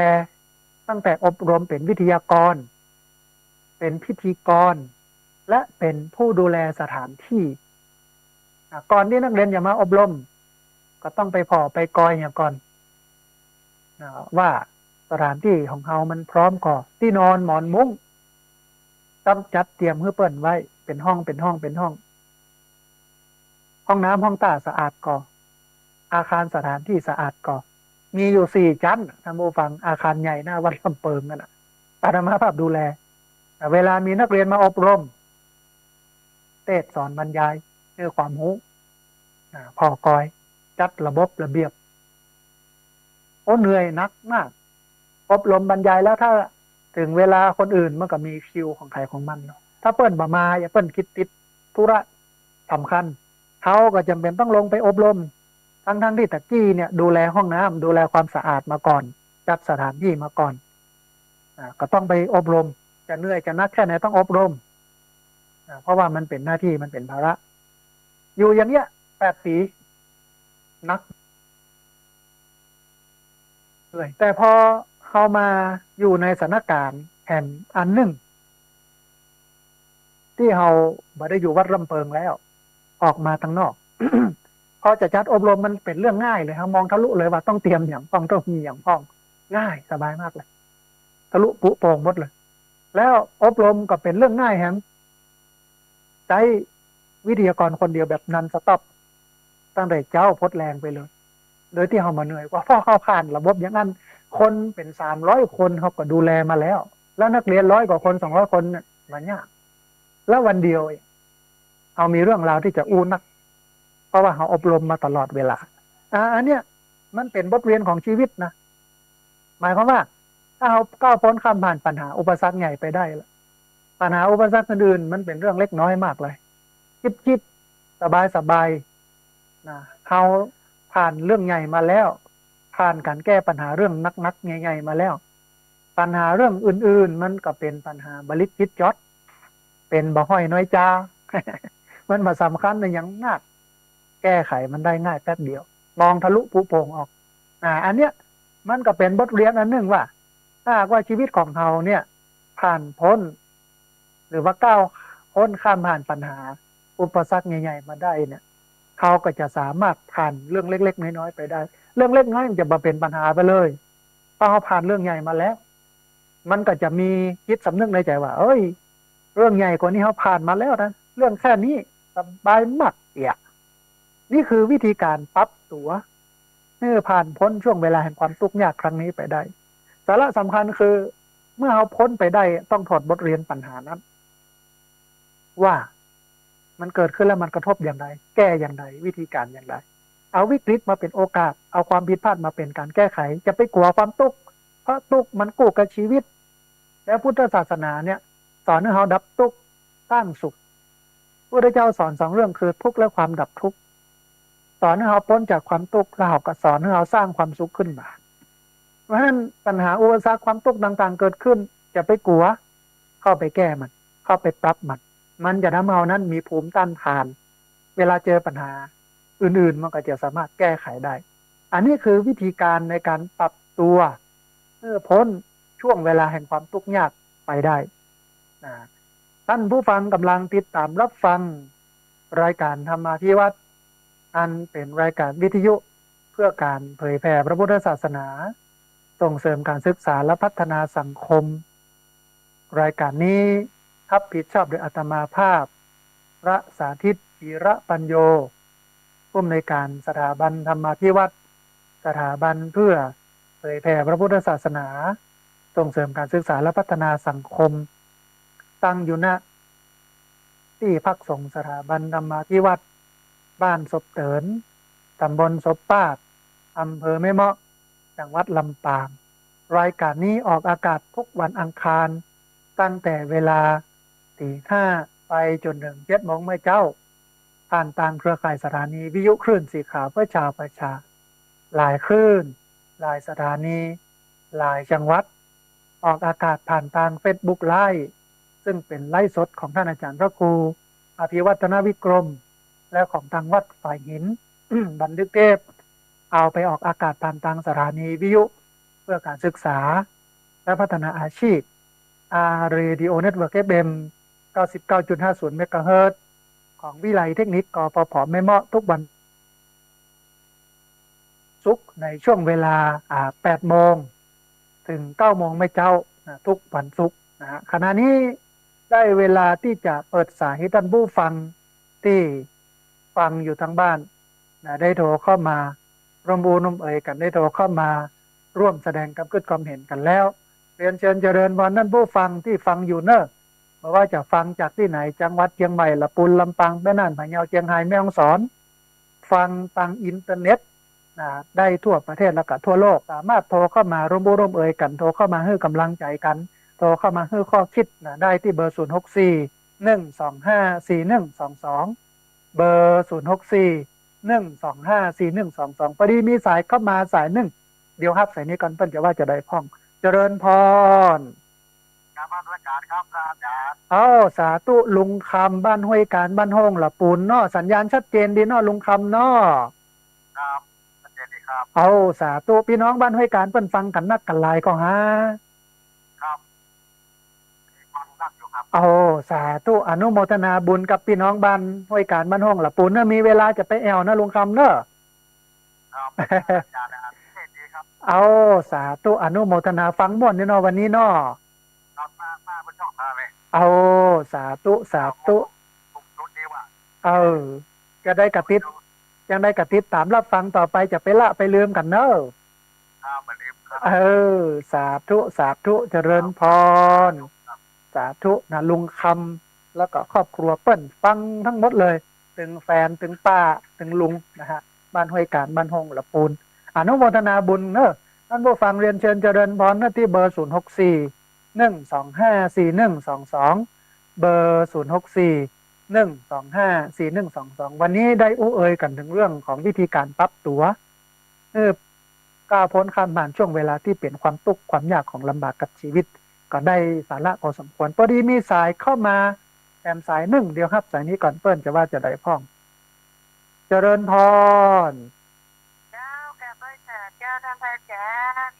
แม่สุเกลมันศิลาพรจิตตี้นั่นทุ่งหลักปูนเนอะถามท่านพระอาจารย์เมื่อเข้ารายการนั้นนะเจ้าเอาสาธุอนุโมทนาบุญโยมแม่สัญญาณชัดเจนดีเนาะเห็นขึ้นก็8.7แน่ว่าถ้วย2 สากนะเจ้าเอาสาธุอนุโมทนาบุญกับโยมแม่แล้วก็น่าตันไหนนะบ้านศิลาพรจะเริ่มมาดูอย่าทำฟังกันนะคะทุกหลังคาด้วยเจ้าเอาสาธุอนุโมทนาบุญกับพี่น้องทั้งปุ้นทั้งสี่สีเนอะเจ้าเมื่อมาโทรมาได้อู้ก่อนฟังจะเข้าทุกหลังคาด้วยเจ้าท่านพระอาจารย์ก็สาธุอนุโมทนาบุญกับพี่น้องทั้งปุ้นเนอะจับห้อยจ่าเด้อจับตู้เจ้าสาธุเจริญพรพี่น้องทางบ้านห้องนะฮะสีเตี้ยสีลาพรสีอะไรอย่างต่างๆสี่สีเนาะที่ฟังอยู่ทางปุ้นฟังกันนักกันหลายอันนี้เป็นตัวแทนโทรเข้ามาวันนี้มีสายเข้ามาสายหนึ่งเดี๋ยวครับสายนี้ก่อนเปิ้ลจะว่าจะได้พ่องเจริญพรสาธุโยมแม่สัญญาณชัดเจนดีเนาะฝนตกพังกาที่ดอยสะเก็ดจุ่มเย็นเป็นสุกดีเนาะกาแฟเป็นไดพ่องโยมแม่อ๋อหน่วยนักหน่วยใหญ่จะได้รวยก็เปิ้ลละเนาะขอให้ราคาขายได้ดีนะแม่เนาะเดี๋ยวมีเวลาจะแวะไปอยู่โยมแม่เดี๋ยวมีเวลาจะแวะไปนะเดี๋ยวถ้าจะไปวันไหนจะโทรบอกเนาะได้เลยโยมแม่สาธุนะโยมแม่เนอะเอาสาธุอนุโมทนาบุญโยมแม่เนอะสาธุเจริญพรโยมแม่โทรมาจากดอยสะเก็ดนะอันพี่น้องดอยสะเก็ดติดตามรับฟังประจำบอกว่าได้เรื่องราวได้สาระดีแล้วก็เดี๋ยวถ้ามีเวลาปะกันจะเอาน้ำผึ้งกับกาแฟมาถวายเพราะว่าเปิ้ลปลูกกาแฟแถวนั้นนะฮะพอดีมีสายเข้ามาสายหนึ่งเดี๋ยวครับสายนี้ก่อนเปิ้ลจะว่าจะได้พ่องเจริญพร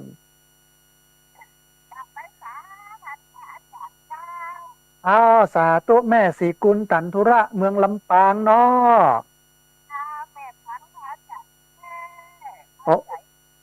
เอาสาธุอนุโมทนาบุญสัญญาณชัดเนาะแม่เนาะเอาสาธุเจริญพรบดีละดีลืมกันเนาะแม่เนาะ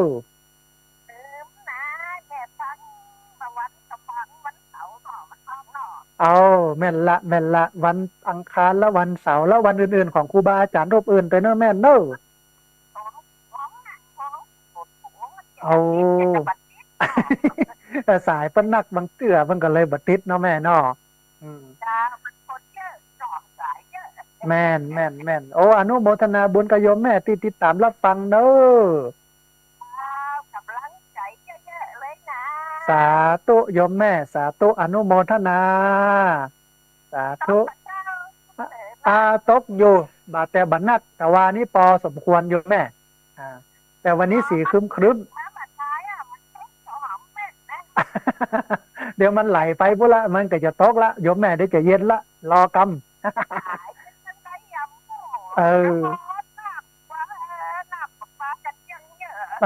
ต้องรอน้ำฝนหน่อยถึงฤดูกาลมันแม่เดี๋ยวมันตึงมาเนาะสาธุเนอะแม่เนอะสาธุเจริญพรแม่สีกุลตันธุระในเมืองลำปางโทรมาให้กำลังใจกันว่าโอ้ฟังตลอดเนอะแล้วก็จมฝนนะว่าบอกให้ตกก็น้อยเดียว3 เม็ดนั่นหดพักหดไม้กับใจน้ำประปากับแปงแม่สีกุลตันธุระเรียนเชิญเจริญพรนะพี่น้องเชียงใหม่ละปุนลำปางแป้น่านพะเยาเชียงรายแม่ฮ่องสอนฟังอยู่ก็โทรเข้ามาตลอดจนถึงคนที่ฟังทางอินเทอร์เน็ตทั่วประเทศแล้วก็ทั่วโลกเนอะพอดีมีสายเข้ามาสายหนึ่งเดี๋ยวครับสายนี้ก่อนเปิ้ลจะว่าจะได้พ่องเจริญพรสาธุโยมแม่แนะนำตัวน้อยเอาสาธุสัญญาณชัดเจนดีเนาะแม่เนาะโทรเข้ามาให้กำลังใจเนาะแม่เนาะ เอาจื่นใจแต่โยมแม่เป็นพลังใจจัดนักเลยเนอะนะอย่าได้กลับไปละไปลืมกันเนอะแม่เนอะสาธุสาธุเจริญพรเจริญพรนะพี่น้องลำปางโทรเข้ามาให้กำลังใจกันแล้วก็บอกว่าฟังทุกวันอังคารได้สาระได้ประโยชน์ดีต้องอนุโมทนาบุญไปเนอะเวลาเหลือแหมประมาณสัก20 นาทีนะท่านผู้ฟังเนอะที่เบอร์0641254122เบอร์0641254122พอดีมีสายเข้ามาสายหนึ่งเดี๋ยวครับสายนี้ก่อนเปิ้ลจะว่าจะได้พ่องเจริญพร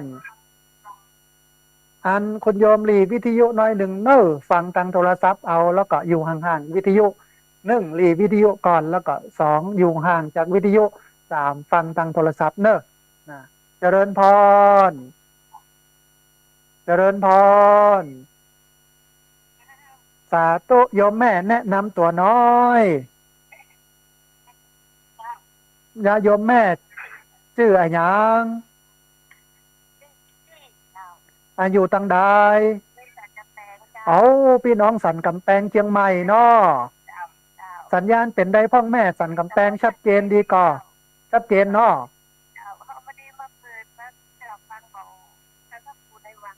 อ๋อสาธุอันนี้มีทุกวันอังคารแม่8 อันตี 5 ถึง 7 โมงอ่า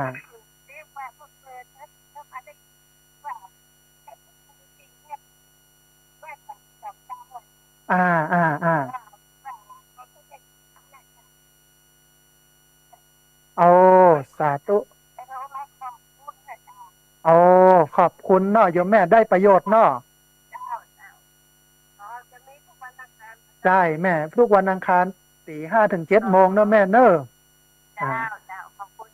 สาธุสาธุเจริญพรเจริญพรพี่น้องสันกำแพงกำลังมาฟังวันนี้วันแรกแล้วก็ได้ประโยชน์จัดหนักเลยแล้วก็โทรมาขอบคุณแล้วก็จะติดตามรับฟังกันต่อไปแถมเวลาเลยครับ17 นาทีท่านผู้ฟังโอ้17 นาทีนี่ได้หลายสายเนอะที่เบอร์0641254122พอดีมีสายเข้ามาสายหนึ่งเดี๋ยวครับสายนี้ก่อนเปิ้ลจะว่าจะได้พ่อง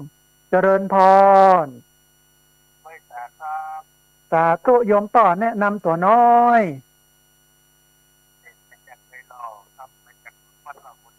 อ๋อสาธุพี่น้องวัดเหล่ามนทาโดยหล่อเนาะสัญญาณชัดเจนกว่าป้อวันนี้สาธุมีอย่างจะเพิ่มเติมพ่องป้อเจิญเลยเนอะเอาสาธุชื่นใจเป็นกำลังใจจัดนักเนอะป้อเนอะนะสาธุสาธุอนุโมทนาบุญกับโยมป้อเนอะสาธุเจริญพรโยมป้อเป็นศรัทธาวัดเหล่ามนทาโดยหล่อเจียงใหม่โทรเข้ามาให้กำลังใจกันค่ะแล้วก็ไปกินไปตานวัดเหล่ามนทาพิธีดำหัวครูบาอาจารย์พระนักจัดรายการวิทยุเตื้อต่อไปนี่น่าจะเป็นเชียงไฮ้นะฮะพอดีมีสายเข้ามาสายหนึ่งเดี๋ยวครับสายนี้ก่อนเปิ้ลจะว่าจะได้พ่องเจริญพร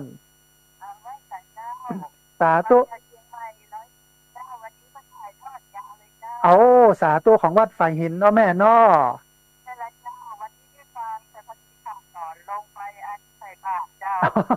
ไปทำบุญใส่บาตรได้เลยโยมแม่ติดตามรับฟังทางปุ้นเนอะแม่เนอะเจ้ามีประโยชน์มากเลยเจ้าสาธุเอาเดี๋ยวมีตัง YouTube ฟังตัง YouTube เอาเนาะแม่เนาะสาธุโยมแม่อนุโมทนาบุญฟังตังสถานีวิทยุวัดฝ่ายหินแล้วก็ได้ประโยชน์มากเลยเป็นข้อเป็นอย่างเอามาใช้ในชีวิตประจำวันมันก็ตอบสนองความทุกข์เขาได้ดีท่านผู้ฟังชีวิตมันก็ต้องมีอย่างเงี้ยมีทุกข์แล้วก็มีวิธีการแก้ความทุกข์แล้วแต่จะหลากหลายอย่างใดแต่ว่าโดยหลักการแล้วก็คือมีหลักธรรมในทางพุทธศาสนาโดยตรงเลยที่เป็นเรื่องของการแก้ทุกข์วันนี้มีสายเข้ามาแถมสายหนึ่งเดี๋ยวครับสายนี้ก่อนเปิ้ลจะว่าจะได้พ่องเจริญพรเจริญพรอ๋อสาธุเจริญพรสัญญาณชัดเจนเนาะแม่เนาะ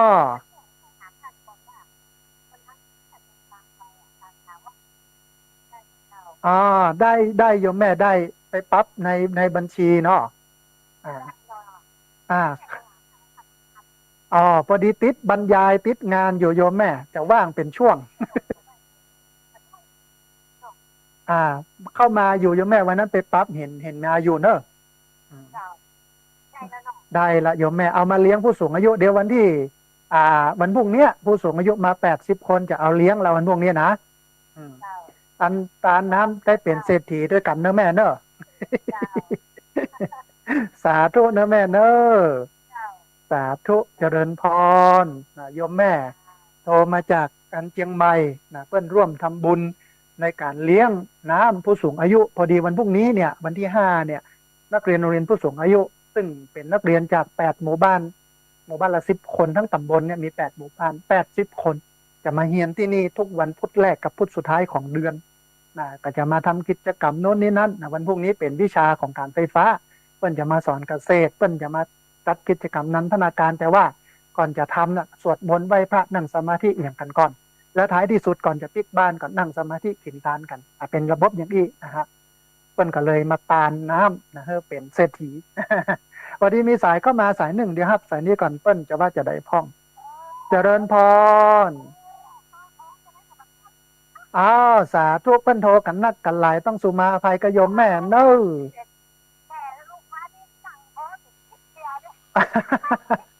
โอ้ตอนนี้ได้แล้วมาแล้วโยมแม่แนะนำตัวน้อยแม่แนะนำตัวน้อยอ๋อจำได้ละนะคนโทรกันมาหลายต้องขอสุมาภัยอ่าเปิ้นโทรกันมานักมาหลายต้องสุมาภัยกับโยมแม่เน้ออืมติดตามรับฟังประจำตลอดเนาะโอ้สาธุชื่นใจแต่อันนี้เป็นแฟนพันธุ์แท้ดูเนาะ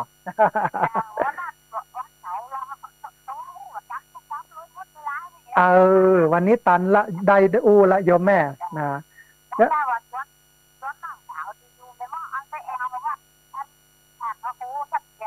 เออมาเนอะแม่เนอะชวนกันมาเนอะเออมาปะกันมากินมาตานเนาะแม่เนาะอืมโอ้สาธุอนุโมทนาบุญกับโยมแม่เนอะเอา โอ้เยี่ยมเป็นแฟนพันธุ์แท้อนุโมทนาบุญนะแม่เนอะสาธุสาธุเจริญพรสาธุนะโยมแม่เป็นแฟนพันธุ์แท้จากวังเงินดอกแม่ทะ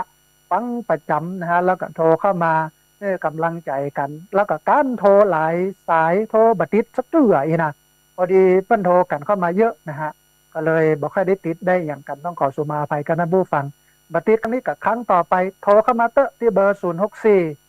1254122เบอร์064 1254122พอดีมีสายก็มาสายหนึ่งเดี๋ยวครับสายนี้ก่อนเปิ้นจะว่าจะได้พ่องเจริญพรสาธุโยมแม่แนะนำตัวน้อย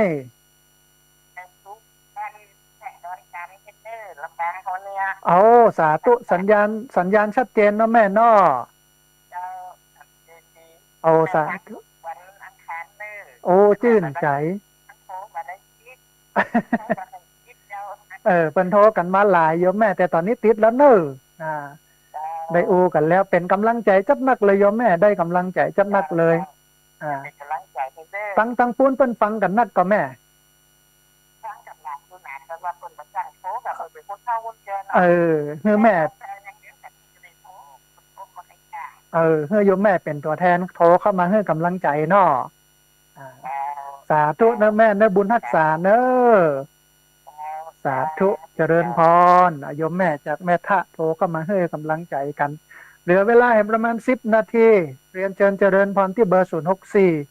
1254122เบอร์064 1254122เรียนเชิญเจริญพรได้โทรเข้ามาร่วมบุญร่วมเอ่ยกันโทรเข้ามาร่วมแสดงกับเกิดความเห็นกันพอดีมีสายก็มาสายหนึ่งเดี๋ยวครับสายนี้ก่อนเปิ้ลจะว่าจะได้พ่องเจริญพรสาธุโยมแม่แนะนำตัวน้อยอ๋อเนาะเวียงหนองตาจังเวียงหนองล่องละปูนเนาะแม่เนาะสาธุสัญญาณเป็นได้พ่องแม่ชัดเจนดีก่อ เอาสาธุได้กำลังใจจัดหนักที่บ่ละบ่ลืมกันเนอะแม่เนอะนะ เจ้าที่เขาส่งฟังก็ดี เอาอนุโมทนาบุญกับโยมแม่เป็นเนอะนะ เจ้า จะรึ สาธุ เอาสาธุชื่นใจโยมแม่ชื่นใจอนุโมทนาบุญเนอะแม่เนอะ เจ้า สาธุสาธุเจริญพรนะโยมแม่จากเวียงหนองล่องละปูนโทรเข้ามาร่มอูร่มเอ่ยกันเรียนเชิญเจริญพรเนอะท่านผู้ฟังที่เบอร์064 125 4122เบอร์064 125 4122พอดีมีสายเข้ามาสายหนึ่งเดี๋ยวรับสายนี้ก่อนเปิ้นจะว่าจะได้พ้องเจริญพร แล้วมันจะขอขับแห่ก็เอาสาธุโยมป่อแนะนำตัวน้อย ผมมาเพื่อเคยได้ก่อนครับ สาธุ แห่ครับ เอาฟังตลอดเลยนะโยมป่อนอ โทรมาให้กำลังใจท่านนะครับมากเลยครับ โอ้สาธุได้กำลังใจจัดนักเลยโยมป่อจะได้กติดตามรับฟังกันต่อไปเนอะ ผมติดต่อติดตามเล่นตลอดเลยครับเนาะ เอา ตลอดเลยครับ สาธุชื่นใจแต่ชื่นใจเป็นพลังใจจัดนักเลยโยมป่ออนุโมทนาบุญเนอะ นมัสการครับ สาธุเจริญพรสายที่ไม่ประสงค์ออกนามแต่ออกใจ ออกใจว่าติดตามรับฟังเป็นประจำเป็นสัญญาณเงียบที่ฟังอยู่แล้วให้กำลังใจพระอาจารย์อยู่ตลอดเวลานะโอ้อนุโมทนาบุญเตนเนอะโยมป่อเรียนเชิญเจริญพรนะท่านผู้ฟังเนอะเหลือเวลาประมาณ7 นาทีที่เบอร์064 125 4122พอดีมีสายเข้ามาสายหนึ่งเดี๋ยวรับสายนี้ก่อนเปิ้ลจะว่าจะได้พ้องเจริญพรสาธุโยมแม่แนะนำตัวน้อย ขอบคุณค่ะเจ้า โอ้สาธุพี่น้องดอยหล่อเหล่ามนทาเนาะ เจ้า เป็นได้พ่อแม่สัญญาณชัดเจนดีเนาะ ท่านเจ้า โอ้พอได้สาระเนาะแม่เนาะ เจ้า โอ้อนุโมทนาบุญกับโยมแม่ที่ติดตามรับฟังกันเนอะแม่เนอะ เจ้า สาธุเจริญพรสาธุโทรเข้ามาให้กำลังใจกันพี่น้องเหล่ามนทาฟังกันนักฟังกันหลายพี่น้องเชียงรายพี่น้องน่านพี่น้องเชียงใหม่ละปูนลำปางแป้น่านพะเยาเชียงรายแม่ฮ่องสอนเจินเนอะที่เบอร์064 125 4122เบอร์064 125 4122ประเด็นมีสายเข้ามาสายหนึ่งเดี๋ยวรับสายนี้ก่อนเจริญพรสาธุโยมแม่แนะนำตัวน้อยแม่แก้วบันกัดโป่งนะสัญญาณชัดเจนบอกแม่วันนี้ฟังม่วนฟังงานดีเนาะแม่เนาะเอาอนุโมทนาบุญสาธุแม่จะได้กติดตามรับฟังกันต่อไปเนอะเป็นสาธุแม่สาธุอนุโมทนาได้กำลังใจจัดนักเจริญพรสาธุโยมแม่แก้วบันกัดโป่งโทรเข้ามาให้กำลังใจกันแฟนพันธุ์แท้นะ เรียนเชิญเจริญพรนะท่านผู้ฟังเนอะที่เบอร์064 125 4122เบอร์064 125 4122พอดีมีสายเข้ามาสายหนึ่งเดี๋ยวรับสายนี้ก่อนเปิ้ลจะว่าจะได้พ้องเจริญพรสาธุโยมป่อมาแล้วนะพี่น้องเมืองน่านนะสาธุป้อนันประเสริฐเป็นได้พ้องโยมป่อเมืองน่านฝนตกพ้องกอกำลังไหลไปแล้วเนิ่นเดี๋ยวสักกำจะตกละ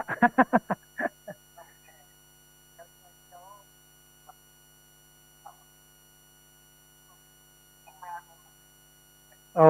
สาธุอนุโมทนาบุญกับโยมป่อนานประเสริฐที่ติดตามรับฟังกันประจำเนอะคิดถึงเดี๋ยวมีเวลาจะแวะไปหาอยู่โยมป่อ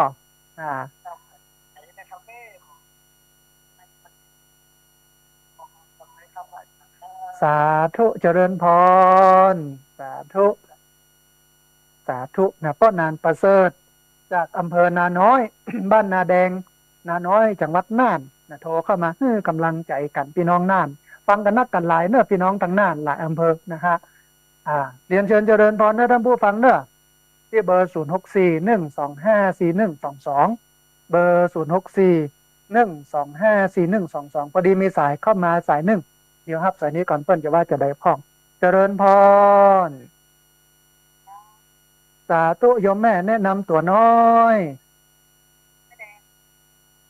เอาสาธุสัญญาณชัดเจนดีเนาะสาธุอนุโมทนาบุญที่ติดตามรับฟังกันเนอะแม่เนอะได้กำลังใจจัดหนักเลยอนุโมทนาสาธุ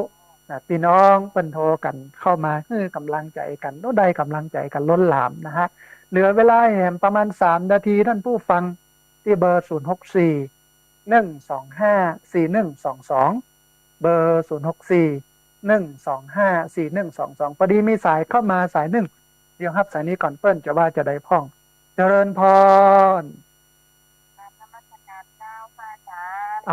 สาธุพี่น้องบ้านสีเกิดอันตำบลพระบาทอำเภอเมืองจังหวัดลำปางเนาะสาธุสัญญาณชัดเจนดีเนาะโยมเนาะอนุโมทนาบุญที่ติดตามรับฟังกันเนอะโยมเนอะสาธุเจริญพรสาธุพี่น้องบ้านบุญเกิดขออภัยตำบลพระบาทอำเภอเมืองจังหวัดลำปางฟังประจำโทรเข้ามาให้กำลังใจประจำอนุโมทนาบุญไปเนอะเหลือเวลาแห่ง2 นาทีท่านผู้ฟังที่เบอร์0641254122เบอร์0641254122พอดีมีสายเข้ามาสายหนึ่งเดี๋ยวครับสายนี้ก่อนเปิ้นจะว่าจะได้พ้องเจริญพรสาธุคุณโยมแนะนำตัวน้อยสาธุโทรมาจากทางใดญาติโยมโทรมาจากทางใดอันคุณโยมแนะนำตัวน้อยโทรมาจากทางใดสัญญาณชัดเจนนะโยมเนาะจะได้กระติดตามรับฟังประจำนะโยมเนาะทุกวันอังคารตี 5 ถึง 7 โมงเนอะสาธุชื่นใจอนุโมทนาบุญกับคุณโยมจับหนักเนอะสาธุนะคุณโยมฟังใหม่โทรเข้ามาให้กำลังใจกันเหลือเวลา1 นาทีท่านผู้ฟังที่เบอร์0641254122เบอร์0641254122ขอสายนี้เป็นสายสุดท้ายนะฮะเจริญพรสาธุสัญญาณชัดเจนก่อนแม่อนุโมทนาบุญกับพี่น้องวังเหนือที่โทรเข้ามาให้กำลังใจกันเนอะแม่เนอะสาธุแม่เจริญพรสาธุนะเอาละท่านผู้ฟังหมดเวลาแล้วท่านใดจะร่วมทำบุญจัดซื้อที่ดินเนอะเรียนเชิญเจริญพรได้ร่วมทำบุญกันโทรเข้ามาได้มามาก็รายชื่อท่านใดที่ตกขาดบกพร่องไปก็เดี๋ยวโทรเข้ามาหลังรายการกันแล้วกันวันนี้พอมีเวลาเอาละวันนี้รายการธรรมาภิวัตน์อันเป็นรายการวิทยุ เพื่อการเผยแผ่พระพุทธศาสนาส่งเสริมการศึกษาและพัฒนาสังคมหมดเวลาลงแล้วเราจะปะกันทำไมทุกวันอังคารตี 5 ถึง 7 โมงทุกวันเสาร์8 โมงถึง 9 โมงวันนี้กับขอบพระคุณครูบาอาจารย์พระเถรานุเถระครูบาสังฆะที่เคารพอย่างสูงทุกรูปเจริญสุขสวัสดีเจ้าของคลื่นเจ้าของสถานีที่รับสัญญาณเอาไปออกอากาศเอาไปส่งกระจายเสียงให้ญาติธรรมทั้งหลายได้ยินได้ฟังกันโดยอนุโมทนาบุญกับญาติโยมทุกคนทุกท่านที่โทรเข้ามาทุกคนทุกท่านที่ติดตามรับฟังแล้วก็ขอสุมาภัยกับญาติโยมที่โทรเข้ามาแล้วบัดติดโทรเข้ามาแล้วบัดได้รับสายวันนี้สัพพะพุทธานุภาเวนะด้วยเดชเดชะอนุภาพของพระพุทธเจ้า สัพพะธรรมานุภาเวนะด้วยเดชเดชะอนุภาพของพระธรรมเจ้าสัพพะสังฆานุภาเวนะด้วยเดชเดชะอนุภาพของพระสังฆเจ้าศรัทธาสุทธีพระวันตุเตขอความสุขความเจริญในธรรมจงบังเกิดมีแด่บรรดาศรัทธาสาธุชนทุกคนทุกท่านตลอดการเป็นนิจเทินจะเริญพร